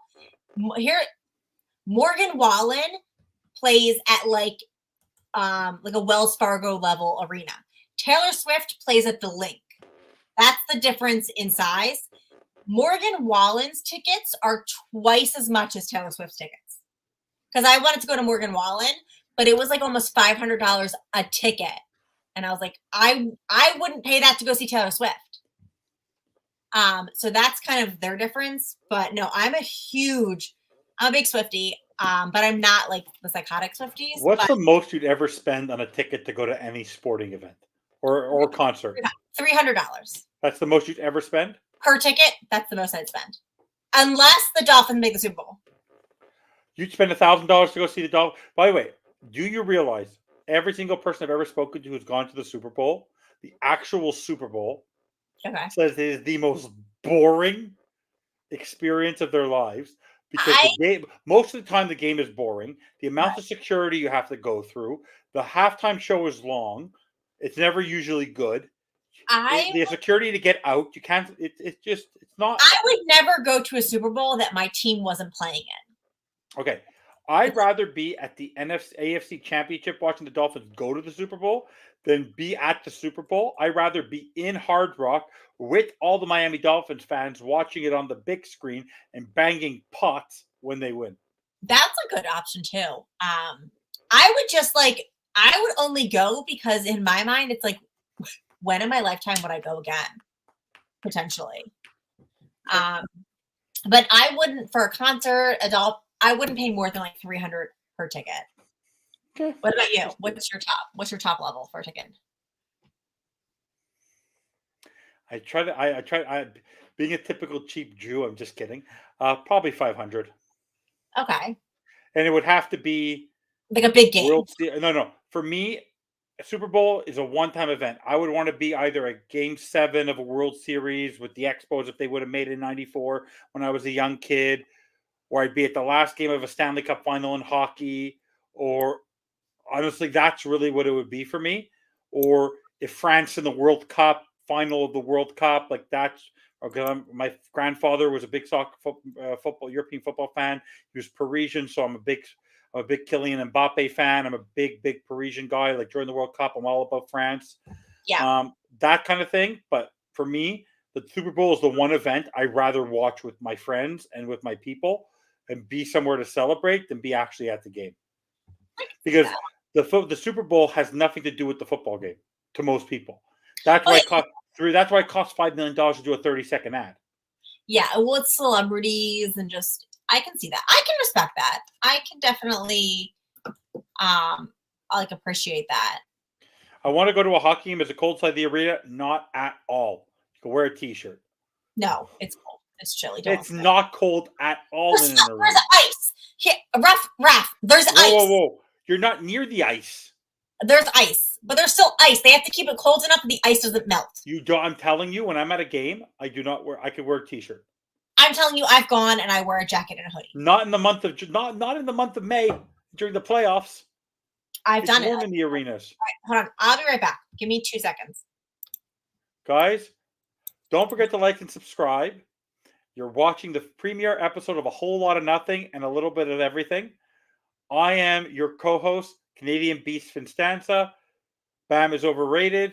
X is a bum. X will sign with the Steelers. All will be great with the world. She's still running away. And during this time, X will become a Steeler. Guys, feel free to ask me any questions you'd like.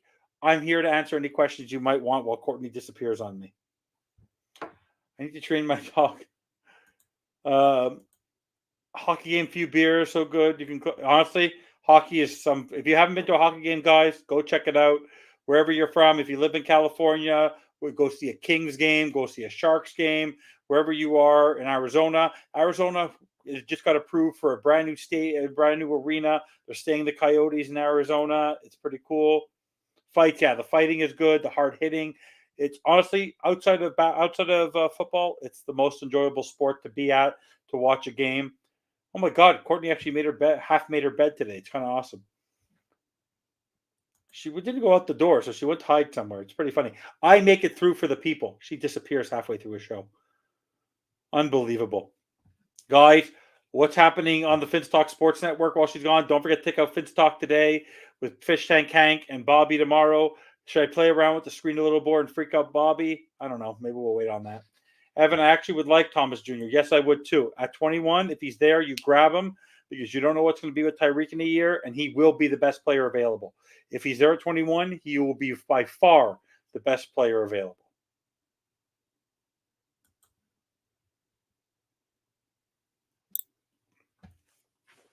I don't know how to unmute myself. I screwed up. What do I do? X was traded. X is signed with the Steelers in the 35 seconds I was gone. What? East, west, north, south? What are you doing? Guys, I honestly, for the first time, Courtney is speechless. She's at a loss for words. It's absolutely incredible. Peace and quiet. It's unbelievable. Do you see any moves before the draft? No, I do not. Any moves? No trades, Raphael. I do think there'll continue to be signings. You never know, because as they get close to the draft, depending on what they see at the pro days, depending on who they invite, anything in the draft, honestly, I don't see them making a trade specifically unless something falls in their lap. I like the fact that they signed Kendall Lamb this week. That was great. The depth at left tackle now is shored up. I don't think they have to go sign a left tackle specifically. Guys, oh my God, peace and quiet. Mazel tov. It only took me an hour and 26 minutes to make her disappear. It's awesome. I get this all to myself. Uh-oh. Should I let her back in, guys? Favorite movie? One and only Shawshank Redemption. If you have not seen Shawshank Redemption, it's a good movie. Shame on you. No, not good movie. It's a good movie. The greatest movie of all time is Shawshank Redemption. It is phenomenal. Phenomenal. If you go back and look at that cast, Tim Robbins, Morgan Freeman, and by the way, if ever, Courtney, you want to scare the crap out of your kids, if they're not behaving, you show them a movie called Lean on Me with Morgan Freeman. Lean on Me? What's it about? It's about a guy who was in a school, tried to change it up back in the 70s, late 60s, early 70s. They thought he was a teacher who tried to do the opposite of what people wanted, went against the grain. They moved him into an elementary school. Over time, became the principal. The high school he was at went to crap. There was drugs. No one was listening. He threw half the kids out of the school, revamped the school. He was a hard-nosed guy. It's like beyond scared straight. It was a phenomenal movie. But Shawshank Redemption is a phenomenal movie. The Rock, phenomenal movie. I'm a Batman guy. With Heath Ledger and Batman was phenomenal. That was probably my favorite Batman. I'm a big Batman guy. Okay. What else is a good movie? Obviously, anything Goodfellas, great movie. Anything Rocky 3, Rocky 4, great movies. But Courtney, what's your favorite movie? Back to the Future trilogies, phenomenal. Love Back to the Future. Love it, love it, love it. You? Remember the Titans. You love Disney movie? Alexandria, football is a way of life. I like sports. You like Herman Boone? You like Herman Boone? I like sports movies. So do I. I'm a big Denzel fan. I didn't love him in Training Day. My dad loves John Q bothered me too. My dad loves Training Day. No, by the way, Philadelphia, phenomenal movie. I'm a big fan of the Rocky series. Except Rocky 5 was the worst movie ever. I'd say like Rocky 1, 2, and 3. 4 is the best. 4 has the best soundtrack ever. Hearts on Fire, great song. I'm a big Potterhead, so I love Harry Potter. Next, you're going to tell me you like Star Wars and you're a Trekkie. I've never seen Star Wars. Thank God, thank God, thank God. The books are better than the movies for Harry Potter. I love Remember the Titans, so I found out how much liberty they took. How much liberty they took? From what, like the movie? I don't know. No, how much they took. It's sort of like the whole thing with everyone loves The Blind Side, right?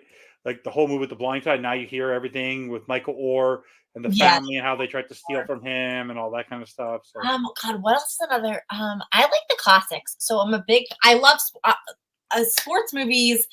I love, especially because my kids love them. So it's like we can watch together. The Sandlot. I can watch Moneyball 24/7. The Sandlot. The Sandlot. I love The Sandlot. The dog. What's it called? Oh my God, I'm blanking. Necessary. Go watch Necessary Roughness. Great. No. Women Don't Cry in Baseball. There's no crying in baseball. A League of Their Own. League of Their Own. That's a great. They came up with a series on Netflix for that, or Prime. Yeah. Go look it up. There's a TV series about it. I'll look it up. I love that movie. Have you been to the Baseball Hall of Fame? You should go check out. They have a women's section. I've been to the NFL Hall of Fame, but By the way, the best Hall of Fame. I know you're not a baseball fan. baseball. The greatest Hall of Fame. They have a town called Cooperstown. It's all about the Hall. It's amazing. Oh, maybe check it out. What other movies do I really love? Varsity Blues is a good movie. The Fast and the Furious. Well, do you like Fast and Furious 1, 2, or 14? No, one and two, probably. Gone in 60 Seconds though was the best. Gone in 60 Seconds. Eleanor. That's a good one too. I liked the Da Vinci Code. I don't know if you've seen it. I have, but I'm a Dan Brown guy. But nah, the book. They didn't do the book justice. A Time to Kill is the greatest book movie ever. Do you know what movie I hated? And I can go on a rant on this forever. I'm a big Jack Reacher fan of the book series. The book series I own. Like, these are all Jack Reacher books down here. I have 2 bookcases, all of them. Casting Tom Cruise was the most horrible casting ever because Tom Cruise is not Jack Reacher. The Netflix or Prime series of Reacher is better than the movie. Jack Ryan's good though. Haven't seen Jack Ryan. Phenomenal. No, have you? Were you the person who said they've never seen Top Gun? Mm-hmm. Oh, okay. I've seen it. Maverick's bad. I actually love Maverick. Was very well done too. Maverick wasn't bad. I went there on a date, and it wasn't bad. It wasn't a bad movie. People still go on dates to go see a movie where you don't talk. So I dated a cop. This was for the handcuffs? No. So this was Tuesday. He was a cop, and I've tweeted about him. I tweeted a few weeks ago that you don't have to be super attractive for me to date you, that if you have like a great personality, you could be like a 5 and I could like boost you up to like an 8 or a 9. That was him I was referring to. So he had a receding hairline, thinning hair, slightly overweight, not slightly, just like didn't have a 6-pack, but whatever. Anyway, not super attractive, maybe aesthetically like a 5.5, maybe. Super nice guy, I thought. And we had great conversation. And so he won me over and we dated for about 4 months. He was a cop and he lives about an hour and a half away from me. So he could only go on dates every other weekend because he worked the day shift like every other weekend. So we would go on dates the weekends he didn't work. But finding places because I have kids, so like I'm not doing sleepovers. Really? You have kids? I didn't know. Well, I'm not doing sleepovers. I'm not doing like anything hinky. Like if you want to date me, you have to like take me out and I want to like do something fun for a couple of hours. But at the end of the night, I'm going home to my kids. What are you doing here with me? My kids are in the other room. I'm home. Oh, thank you. You're settling. Okay, thank you. Just at least I know where I stand in the pecking order. Yeah. Well, so finding things to do in between. I love Duke. Does Duke not realize I've been talking about the fact that I've been in Canada I've been doing the FinStanza Sports Network for 2 years. The number one thing is the fact that I'm from Canada. That's funny. Anyway, so finding things to do within like I'm the Rooney Rule. Finding things to do in between us was difficult because I'm not saying like you have to come to my area, like like let's meet in the middle. I'm fine. So it was actually our last date. Actually, it was the movies. Was our last date because he pissed me off.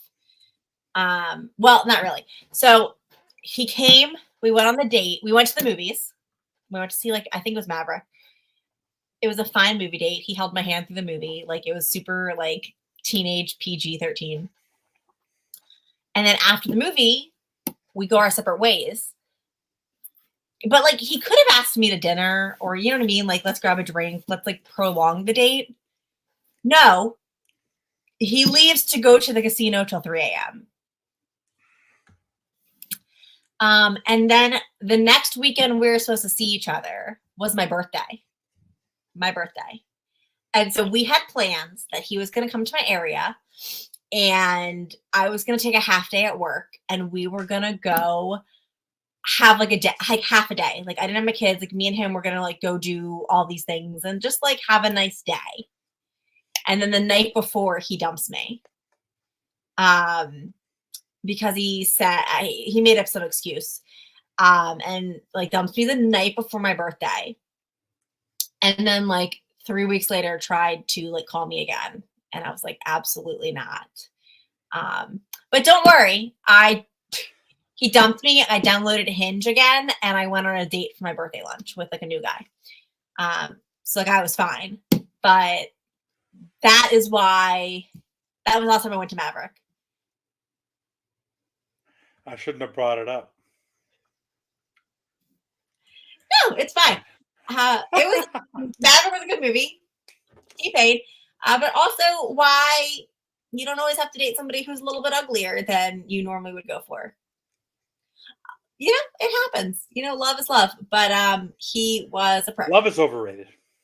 He was a prick. But at least I heard a good quote. It was like, I'd rather be heartbroken by a 10 than a 5. And that's now what I live by. Not really. I haven't, fun fact, people say a lot of things about me because of the fun things that I've been tweeting lately because I've been bored.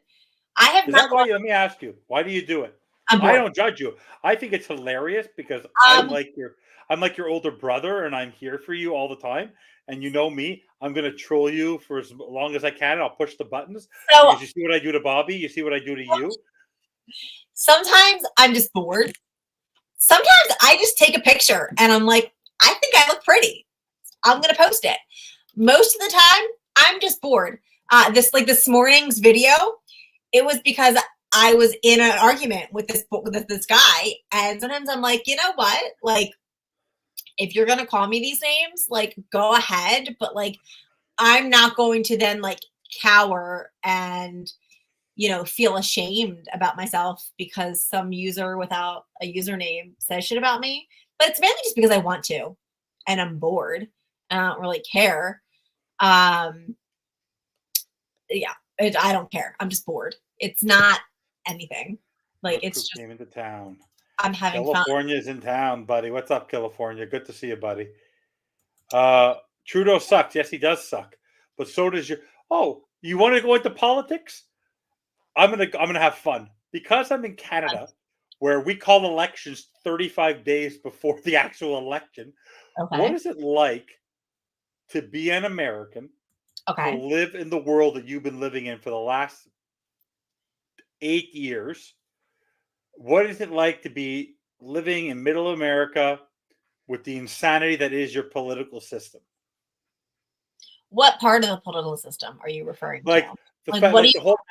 the drawn out election process, the scandals, the criticisms, the impeachments, all the whole. Every time you turn on the news, it's all about one guy. Like, what are your thoughts on all that? I'll be honest. I'm the most anti-political person you'll ever meet. I'm not super political. I don't follow it. I feel like American politics, this is the cycle. American politicians come on, and depending on if they're Democrat or Republican, they're going to promise you whatever the majority of, like, whatever they want. So, like, the Republicans will be like, we're going to ban abortion. Democrats are like, no, we're all for, you know what I mean? Like, you can get abortions anytime you want. And that's what they'll harp on the whole time you're ready to vote. You're ready to vote. Then they vote. And whoever gets into power, who, like, say it's the Republicans, and they're like, we're going to abort everybody. Like, there's no abortions. We're banning abortions. Even if you're raped, you can't have an abortion, whatever. But then nothing ever really happens. Like, they write a bill, and then the Democrats trump it because maybe the Democrats are in the Senate, but the Republicans are in the House. Like, so you spend all these months fighting with each other, for nothing to fucking happen. They spend billions upon Nothing billions of happened. dollars. And then rinse and repeat. And then it's like they find the most old and decrepit man and put him up there and like, this is the face. And so I think it's a joke at this point because I'm like, nothing actually changes. They promise a lot, but nothing changes. I had the last election, I had a Tiger King sign, Tiger King for president in my yard. Like that's where I walked around Target with a Kanye 2020 shirt on. Like I'm not, but on the flip side, I will say my little sister works in politics. She works at the state level of politics and she loves it. I think it's a joke. I think it's a complete fucking joke. I think the entire system needs to be overhauled. I think they need to like wipe it out, clean slate, and like let's actually make changes. Let's make policies. Let's put people who can do things. Because right now it's just a rinse and repeat, a rinse and repeat, a rinse and repeat, and it's like a joke. It's a running joke at this point. Honestly, every political system is messed up. Yeah. But as a Canadian, where we don't do the insanity, we don't spend the kind of money we do on your elections. We plan. It's very built differently. You could have a majority, but then as long as you have a coalition with a party that didn't win the majority, you could sort of take on them. It's different. But all to say, I'm standing up here up north. I love America. Love coming to visit, travel there all the time. But man, oh man, I go to myself. I'm proud to be a Canadian because I don't have the insanity. It's a mess. We don't turn on the news every day and hear the stupidity of what our politicians has done that day. Yeah, it's but anyways, it honestly, thank God for sports because my buddy once said to me the greatest thing ever. You know who becomes a politician? Someone who has been is unsuccessful in every other aspect of life that they need to be. They want power so bad they go into politics because it is one of the most asinine things to do because it's all about power. It's all about being popular. It's all about. I'll tell you a story. My little sister is so imagine me, but like more pint size and Italian. That's my little sister. Personality wise, vastly different. She's like very shy, reserved, like me. She just graduated. She's 21. She's younger than me. She graduated political science and she's very into politics, but she wants to be a policy writer. Like she wants to be behind the scenes, like actually writing the policies kind of, she doesn't want to be an actual politician. However, she right out of college, as one does, got a job as a director of a local, I guess like committee, whatever. So she wanted to get in, she wanted to go to Harrisburg, the capital of Pennsylvania. I told her she should stay in DC and, but she wanted to do like a state level. She felt like she could do more of an impact state level. But there really aren't jobs right now because it's a, election year. And depending on what party wins the election is who's in power. So she is working like at a committee with politicians. Thank you for your service, Raphael. She has to go like schmooze and like go to like these fundraisers. Anyway, she's currently being attacked, I guess, like bullied by this lead commissioner, the commissioner of our county commissioner. He's a douchebag. And so this poor girl is 21, young, fresh out of college, bright-eyed, wants to like write policies.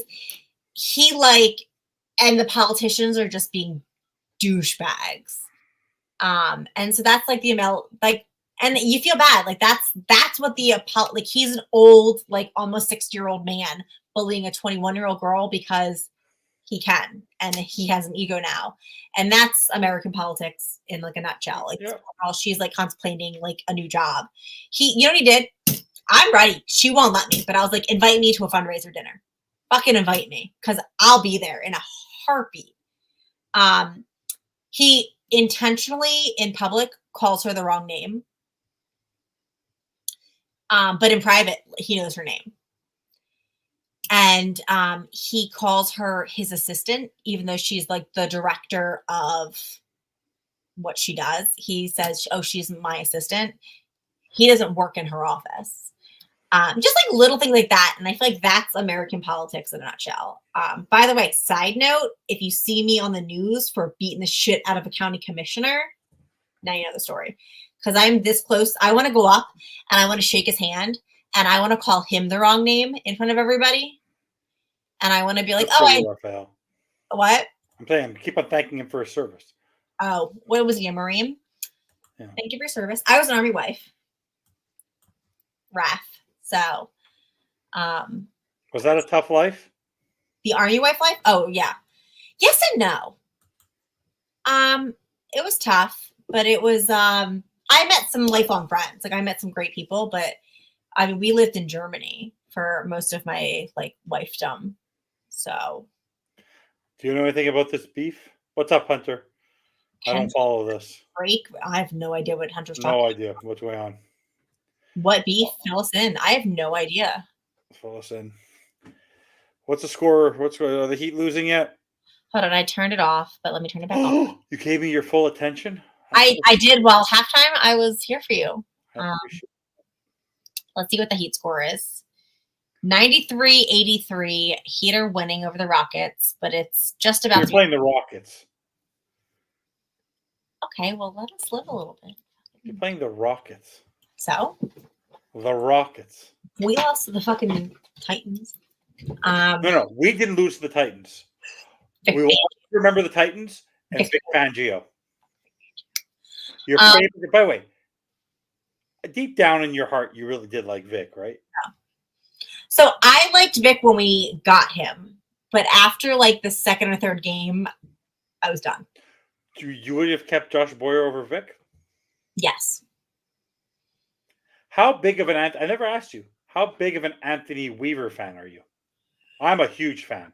I love our new head coach. I wouldn't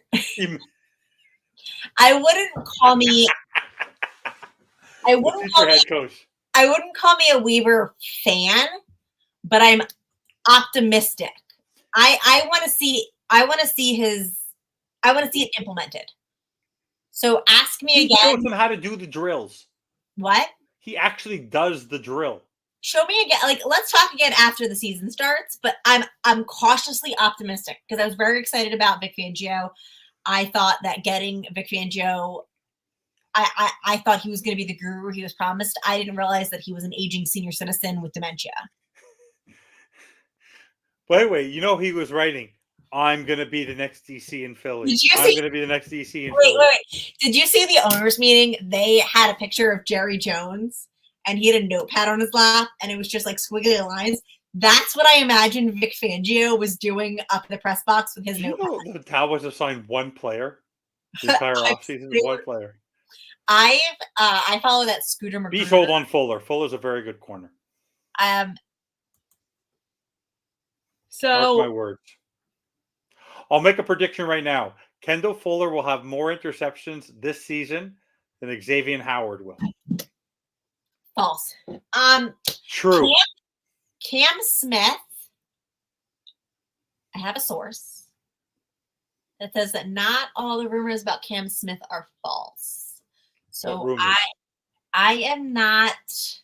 What rumors?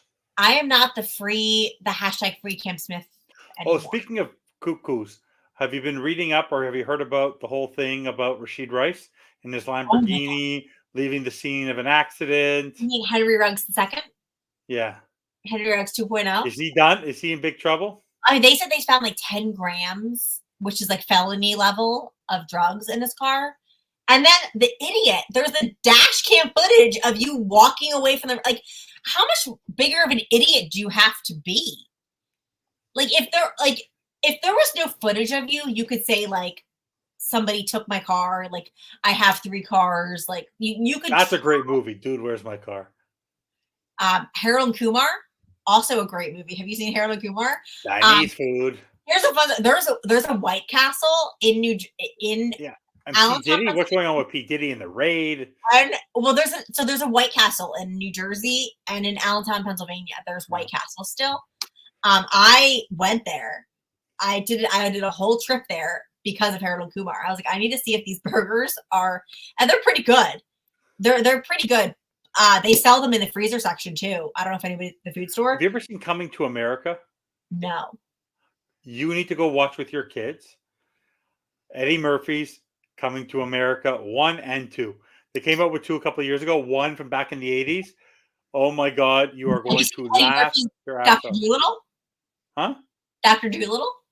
That was no. Go watch The Prince of Zumanda. Go watch him. The best. Okay, I will. Great movie. Great movie. It's so funny. Coming to America, Arsenio Hall back in the day. It is so funny.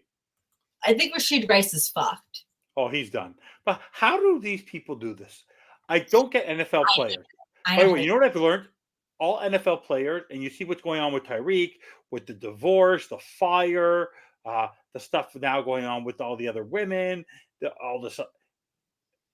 Football players, you have to remember, come out of college early, most of them. Or they come out, they go to the NFL where all this money is thrown at them so quickly. They are so emotionally immature. They don't know what to do with themselves. Do you understand Tua, married, has 2 kids?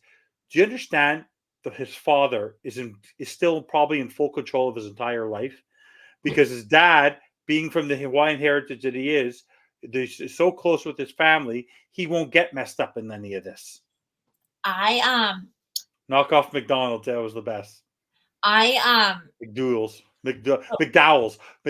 It's the best. It's about McDowell. Oh, so fun. So obviously everyone knows I come from a Steelers family. And if you've ever watched the Jerome Bettis 30 for 30, he admits that when he first joined the league, he was very tempted with the money and the girls and the drugs.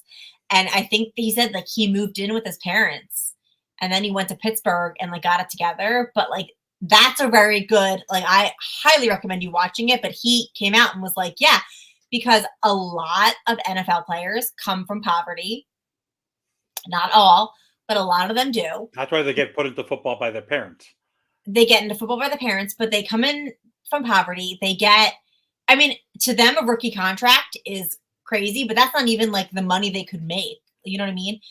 And they just, and it always happens in the off season when they're not regimented and they have this time to kill and they have the money and the fame and they just think that they have become untouchable because they made it in and they make these stupid decisions that will affect their entire life. 100%. For me, it's crazy. Actually, in hockey, just to give a local story, because a lot of players in hockey, when they're drafted, could be drafted at 18 years old. Okay? About a lot younger than football. Where they say they get billet family. So, for example, let's say they don't start. Like, they can still, is it true? No, they move up the ranks. They go to the minors and all that. But when they make it to a team, let's say, for example, there's a player who comes from Europe, because there's a lot of European players too. They come here. Or they're young, they're coming from the States or whatever. What they do is when they're 18, 19, 20 years old, they don't let them live on their own. They set them up because a lot of the older players who are very wealthy have extra rooms, they have extra homes. They live with other hockey players who are older than them and their families for the first couple of years of their contract, so they can become more mature and have a role model to learn from. Players who try to do it on their own, end up having much more short-lived careers because you're not surrounded by that, right? You need to have good surroundings.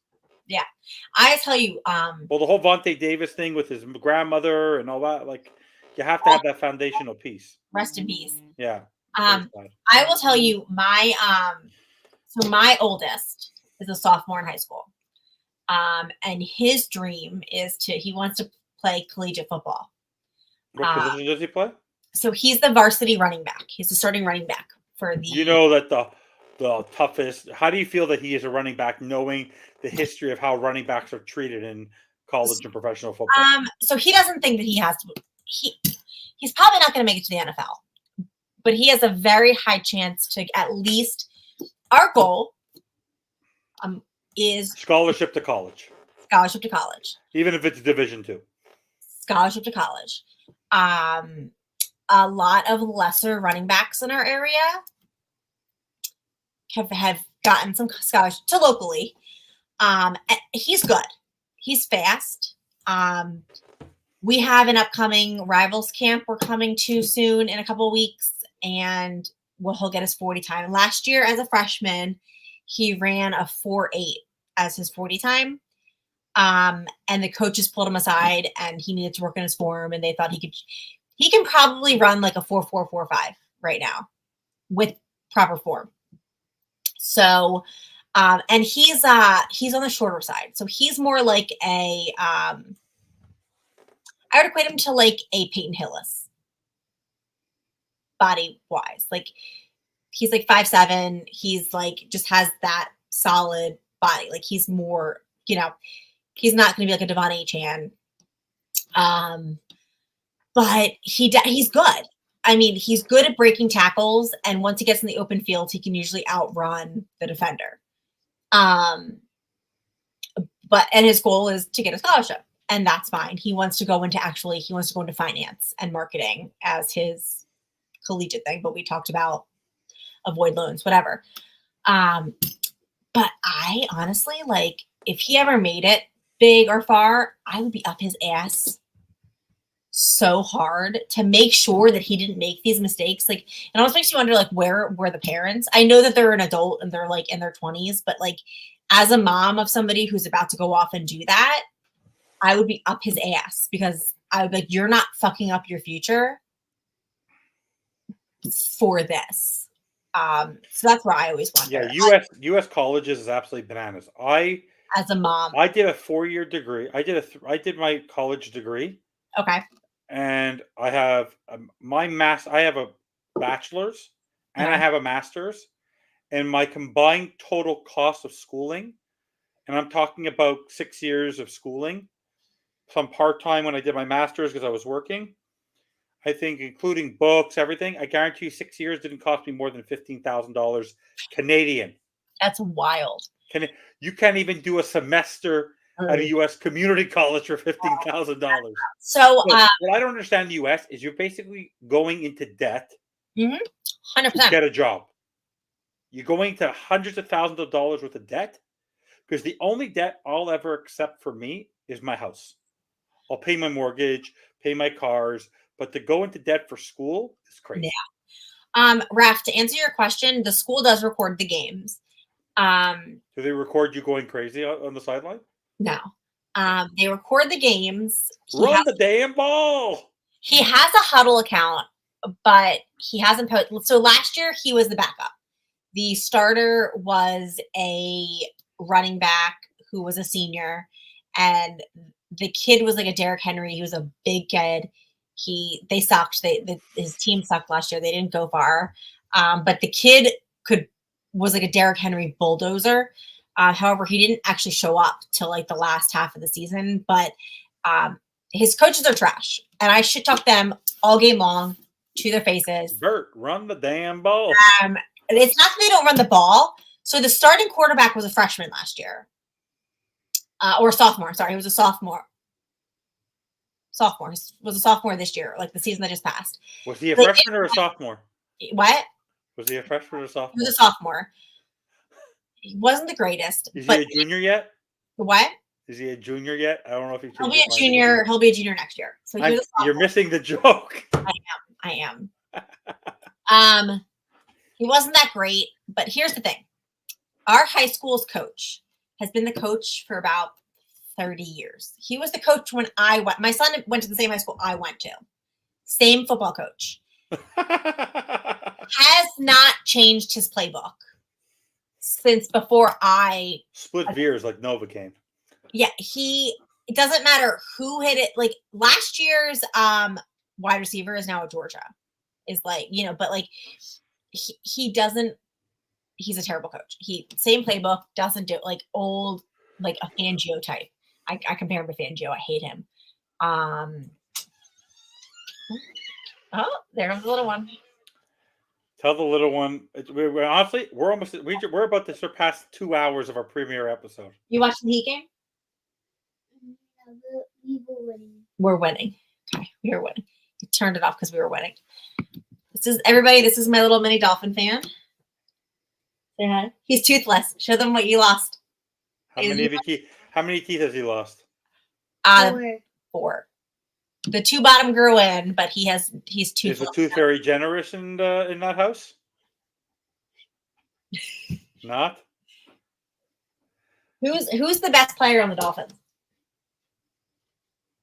Jason Sanders. Who's the best player on the Dolphins?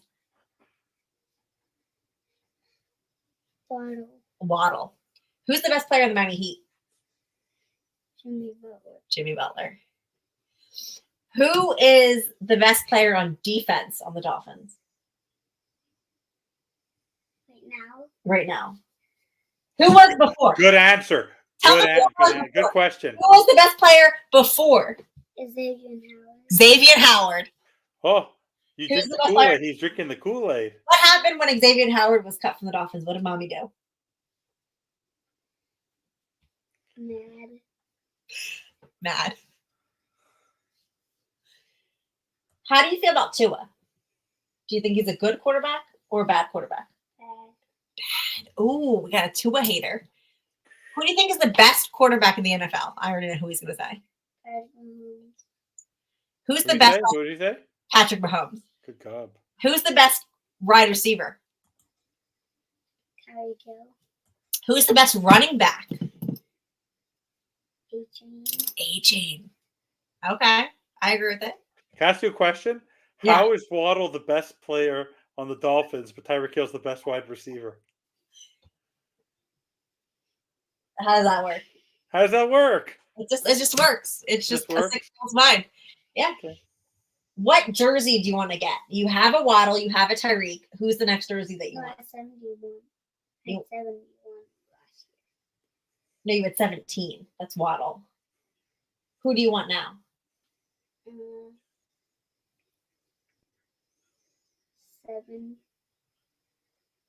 He wants a Jason Sanders. I don't.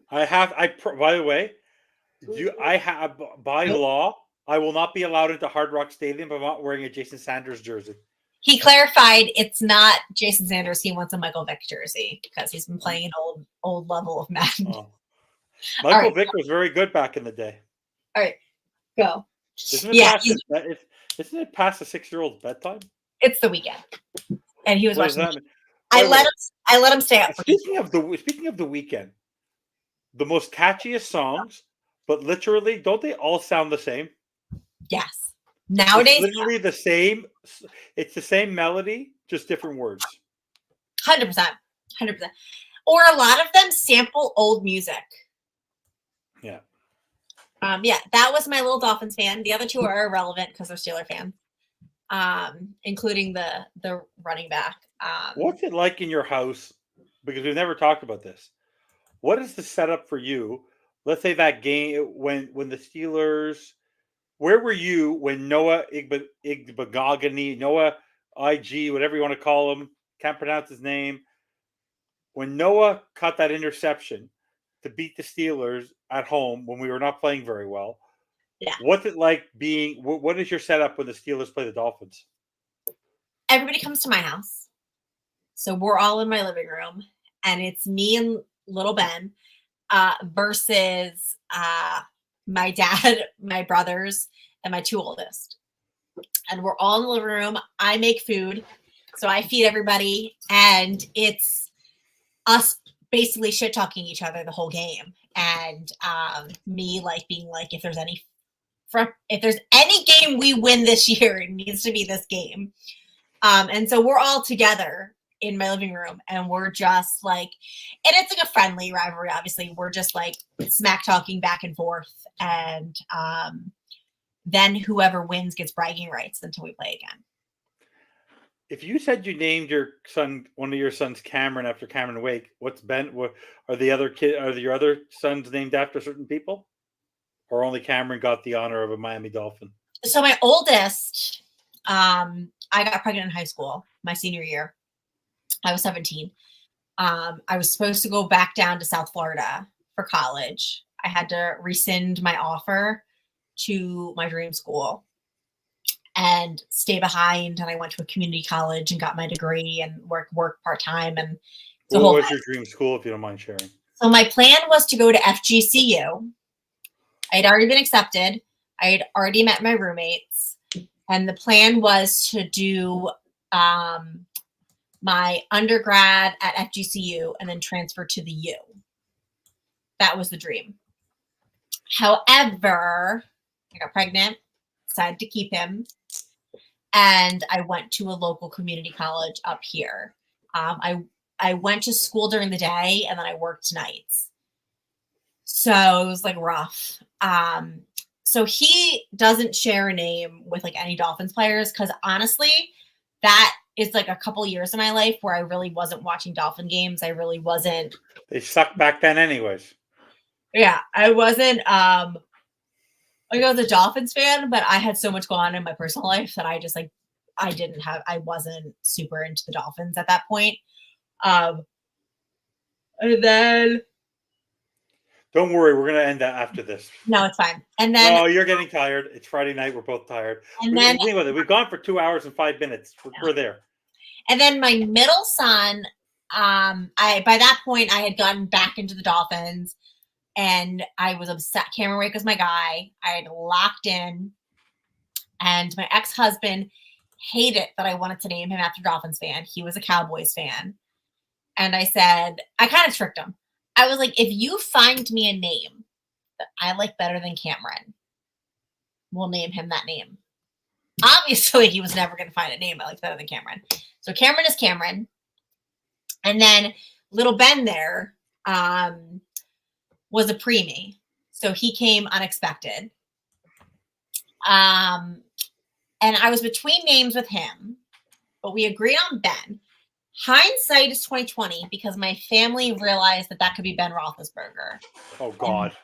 And they, when I tell you that I had a 5-pound premature baby in my arms and I walked home and my dad already had a Ben Roethlisberger jersey in my house, that was a true thing. That's a true story.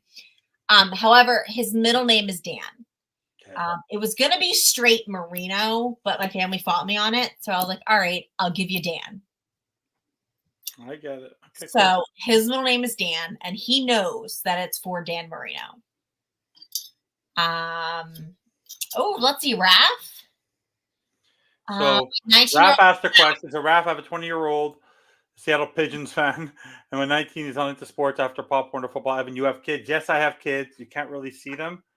But I have 3 kids. So just want to show you. I have 1, 2, 3. I have twins.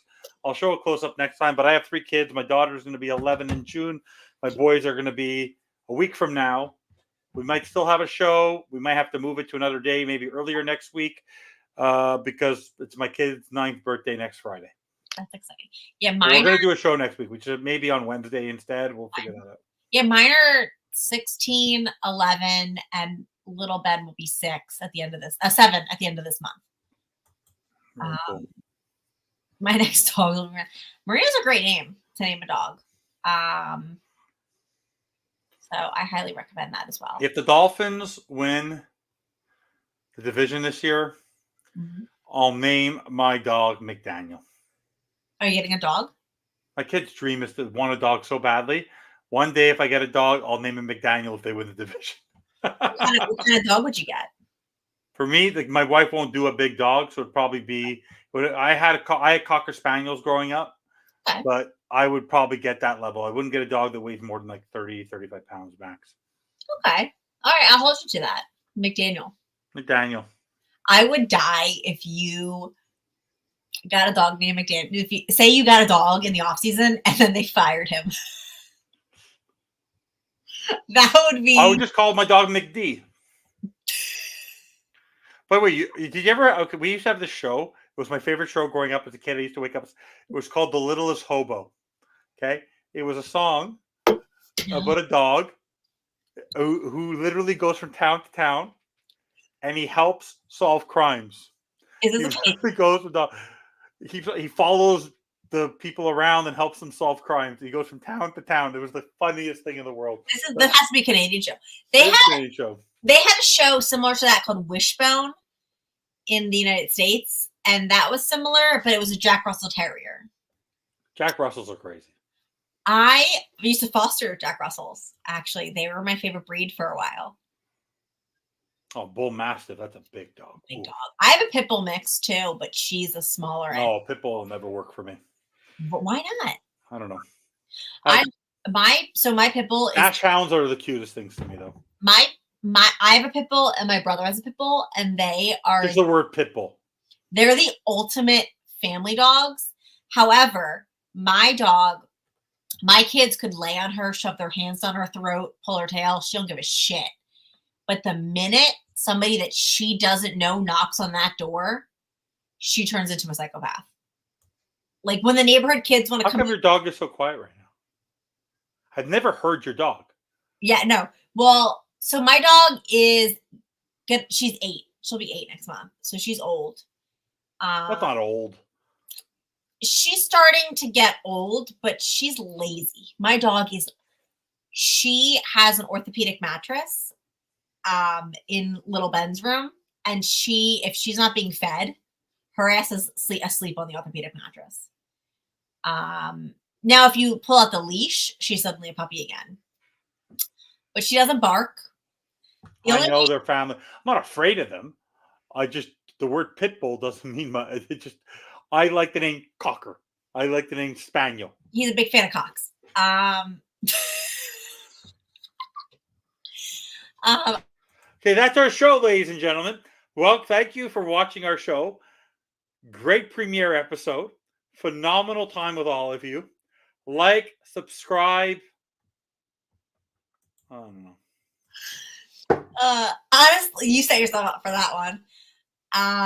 You do realize I have control, right? I do. I'm like Rob. Rob gives me full control. So yeah, good luck to you on this network. My cat is actually the biggest bully in the house. My cat bullies my dog. So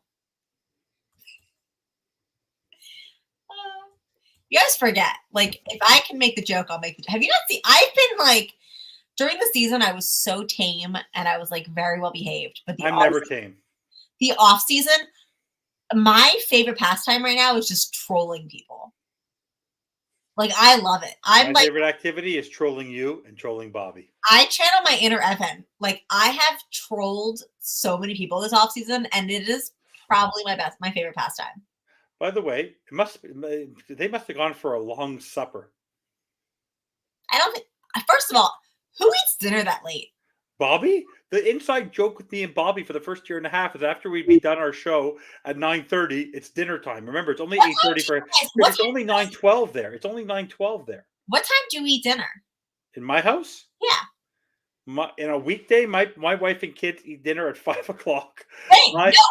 5:30, 6 o'clock. We're having. For me, I eat. If I'm working from home, I'll eat. I'll with them around 5:30. If I come home from work or I'm working, or depending on what I'm doing, I might only eat after 7, depending on my routine. If I'm doing some extra work when I get home, that kind of stuff. But yeah, like 5 kids typically. It's normal. We're early. We're early eaters. Same. I don't think that 5:36 is. I think that's normal. Yeah. Anybody who eats after like 7. I don't want to be yawning when I eat. I have been asked on dates, and guys are like, "Let's go to dinner at 8," and I've turned them down. I'm like, I'm not waiting till 8 p.m. Okay. dinner. Okay. We started that. So before we had kids, yeah, my wife was always an early sleeper. She just was.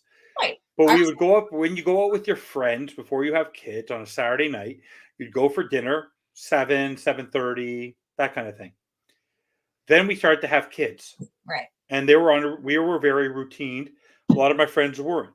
I'm routine too. They would want to have dinner at 7:30 with your 3-month-old and your 4-month-old and your year-old and your 2 years old. I go, no, I'm going for dinner at 5 o'clock. So a lot of my friends I'm not so close with anymore because they continue to go out at 7:30 with their kids when they were 2, 3, 4 years old, while I was already at home watching TV and relaxing.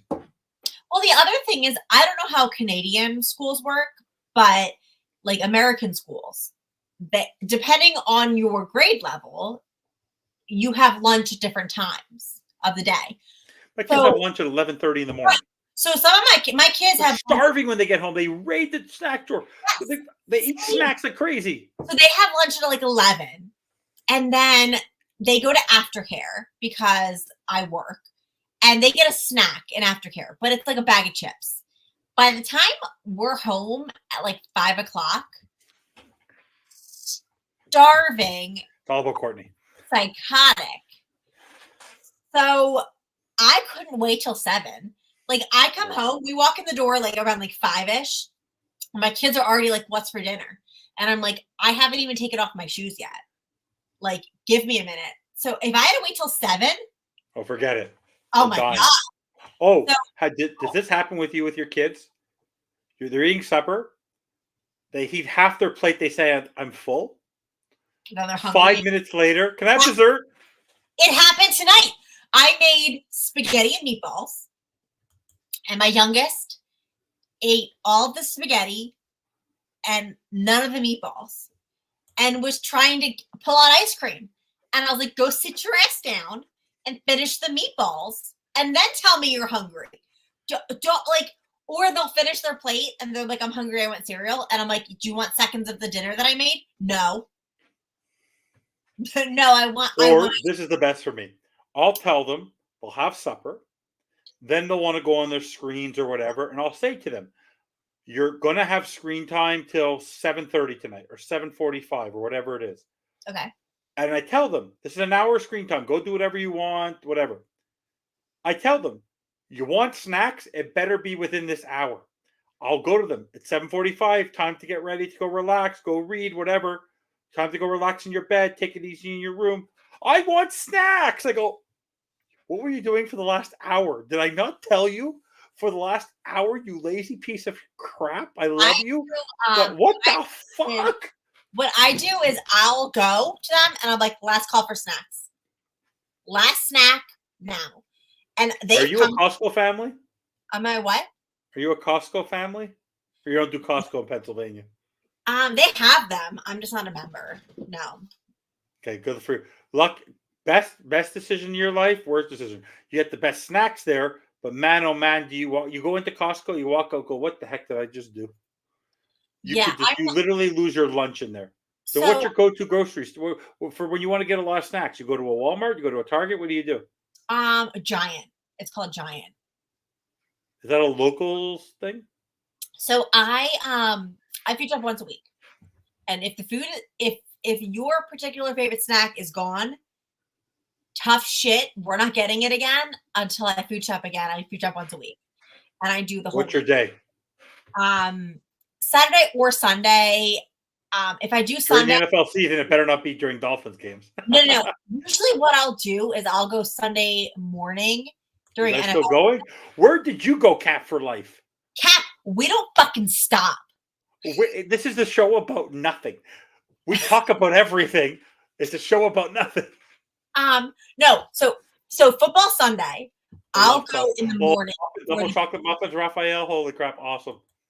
I go in the morning before the game, and I'll get whatever app I want to make for the game.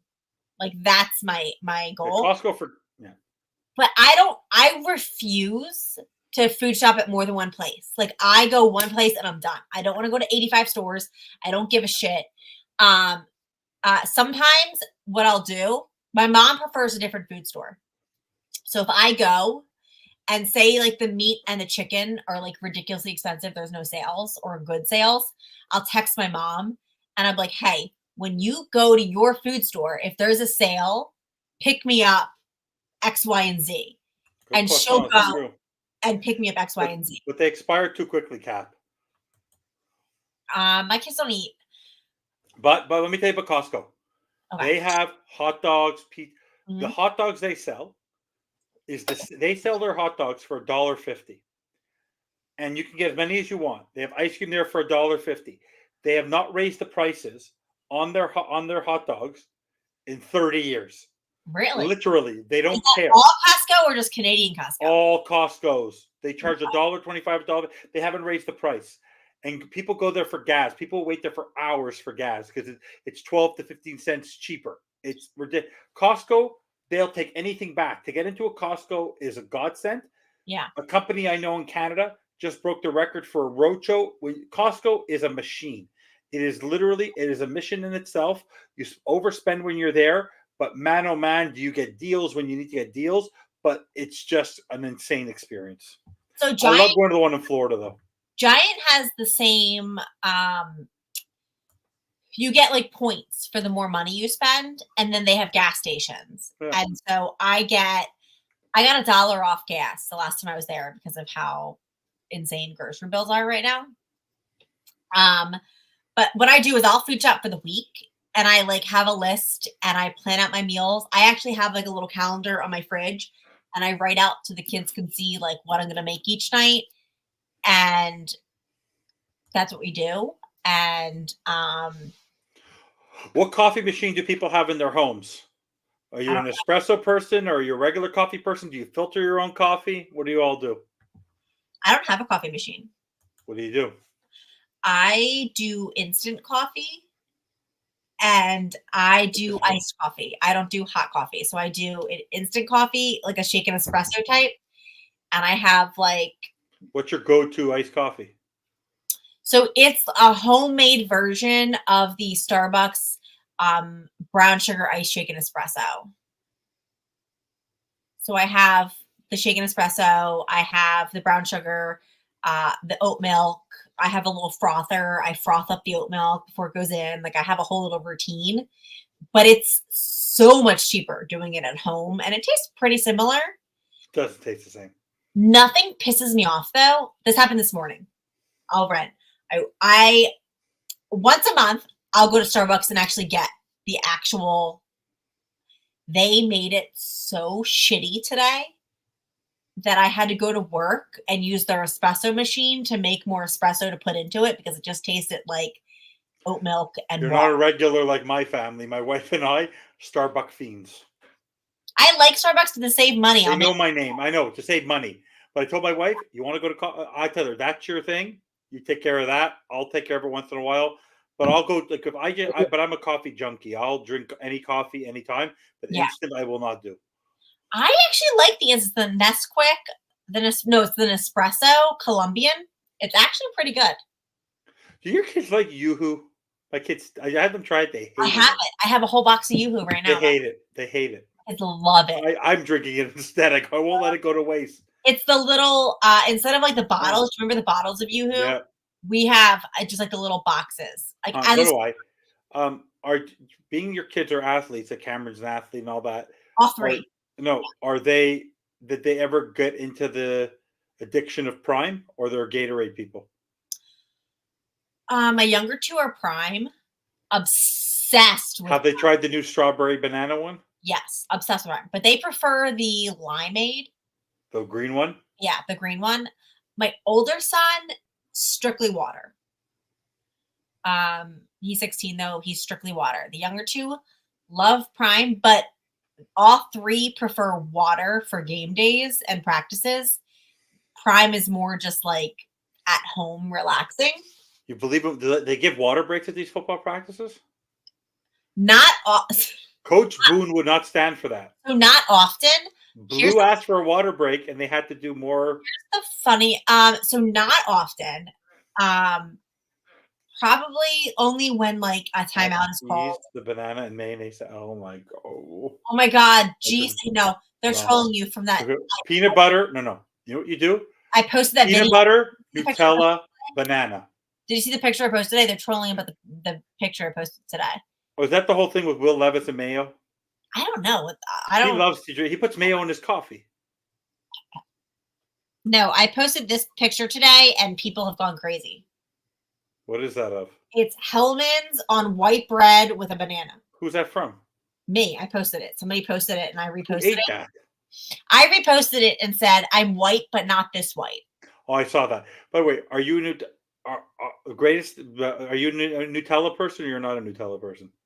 No, I'm not a Nutella person. You don't like Nutella? I'm on a diet. I don't know if if you've seen me. I'm on like a No, I'm not talking now. I'm talking in general. no, I'm not until I'm a dark chocolate. I'm a chocolate whore.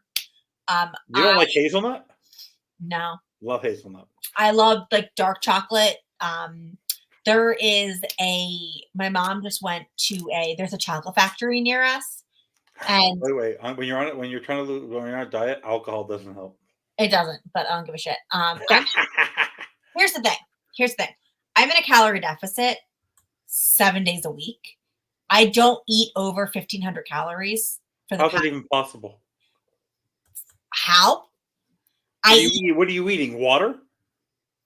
I track it, and so my goal is I do 10,000 steps a day, 3 days a week. I'm weight training now, and I eat 1,500 calories a day, sometimes less. Like my lunches are, like my protein is like a sausage, and then I'm literally eating raw vegetables, broccoli, carrots, strawberries, oranges, like as much as I haven't gone over 1,500 calories in probably a month. So when I splurge, it'll be like On alcohol. 1 glass of alcohol. I'm not like getting drunk anymore. I'm not over drinking. I have a goal. Till the NFL season. Yeah, till the NFL season. But I have a goal and I'm working towards that goal. I drink these. This is 40 ounces. I drink 3 of these a day.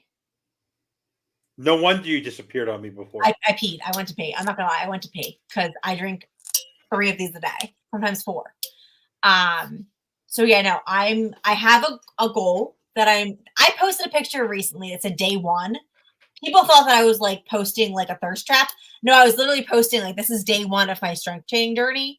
Like I'm gonna post like day 14, like like I'm on a journey of like trying to like get into shape. So no, alcohol is fattening, but I only drink now on the I'm weekend. giving you crap. I'm lazy as all hell. We'll see if it works. Good for you. But I have a goal. Okay, But we're no, hitting 2.5 hours. You're yawning. You worked all week. I worked all week. I think for 2.5 hours for a premiere episode is pretty good. It's awesome. We're killing it. What do you want to do to send us out? Because these guys, whether it's California, Raphael's been with us the whole time. He's my hero of the day. Yeah, 100%. 100% Raphael's my hero. Honestly, Duke is a close second. Raph came back. Cap came back. California, you're there too. Bobby Melendez gets a 5th place finish. Hank gets the 6th place finish. No, I love Thirsty gets a 7th place finish because he hasn't come back yet. Malloy finishes 100th. Yeah. Alex never made it anywhere. Alex never comes on. I'm going to keep on giving him crap. And everyone else on the Finch Talk Network is off the bandwagon. Don't even ask. You're never getting a bus ticket back on. Do they ever do the other Finns Talk guys ever actually come on to your show? Some do. Rex's been on my show. Wingate Taker off and on. Vogel, when Hank took a little break from bandwagon, Vogel came on my show. He's never come back. They never come on Doll's Diaries. No. I'm not happy. Yeah, you're a hero. You're awesome. Raph, honestly, bones. Anytime you want to come on Doll's Diaries, Raph has an open invitation now. That's awesome. Doll's Diaries is, by the way, is on hiatus until after the draft. Thirsty's not happy with me about that right now. So you're basically choosing me over Thirsty. Yes. Why is that? Tell me why I'm better than Thirsty, because I'm Canadian? No, it's because our show is about nothing. And we vibe. Doll's Diaries is mainly about the Dolphins. It's my dolphin show. And there's nothing to talk about. I will say I'm going to put her on blast. But Doll Freaky told me she'd come on Doll's Diaries. So I might get her on this show. I might try to coerce her into Diaries I expect a special guest next week. I expect you to get someone who's unique, who's popular, who wants to talk about nothing. Okay, I'll figure it out. Pressure's on for you. Okay. So from your expectation, all that pushing, all that trolling to where we are now, how would you rate our first episode? 10 out of 10. B, B+, C, D. What would you give it? I think we did an A. I think whenever we're together, we have a good rapport. And Good chemistry, eh? I think that we work and we banter and it works. What would you give us? You're I gonna have to do the conversion. So I'd give us a A-,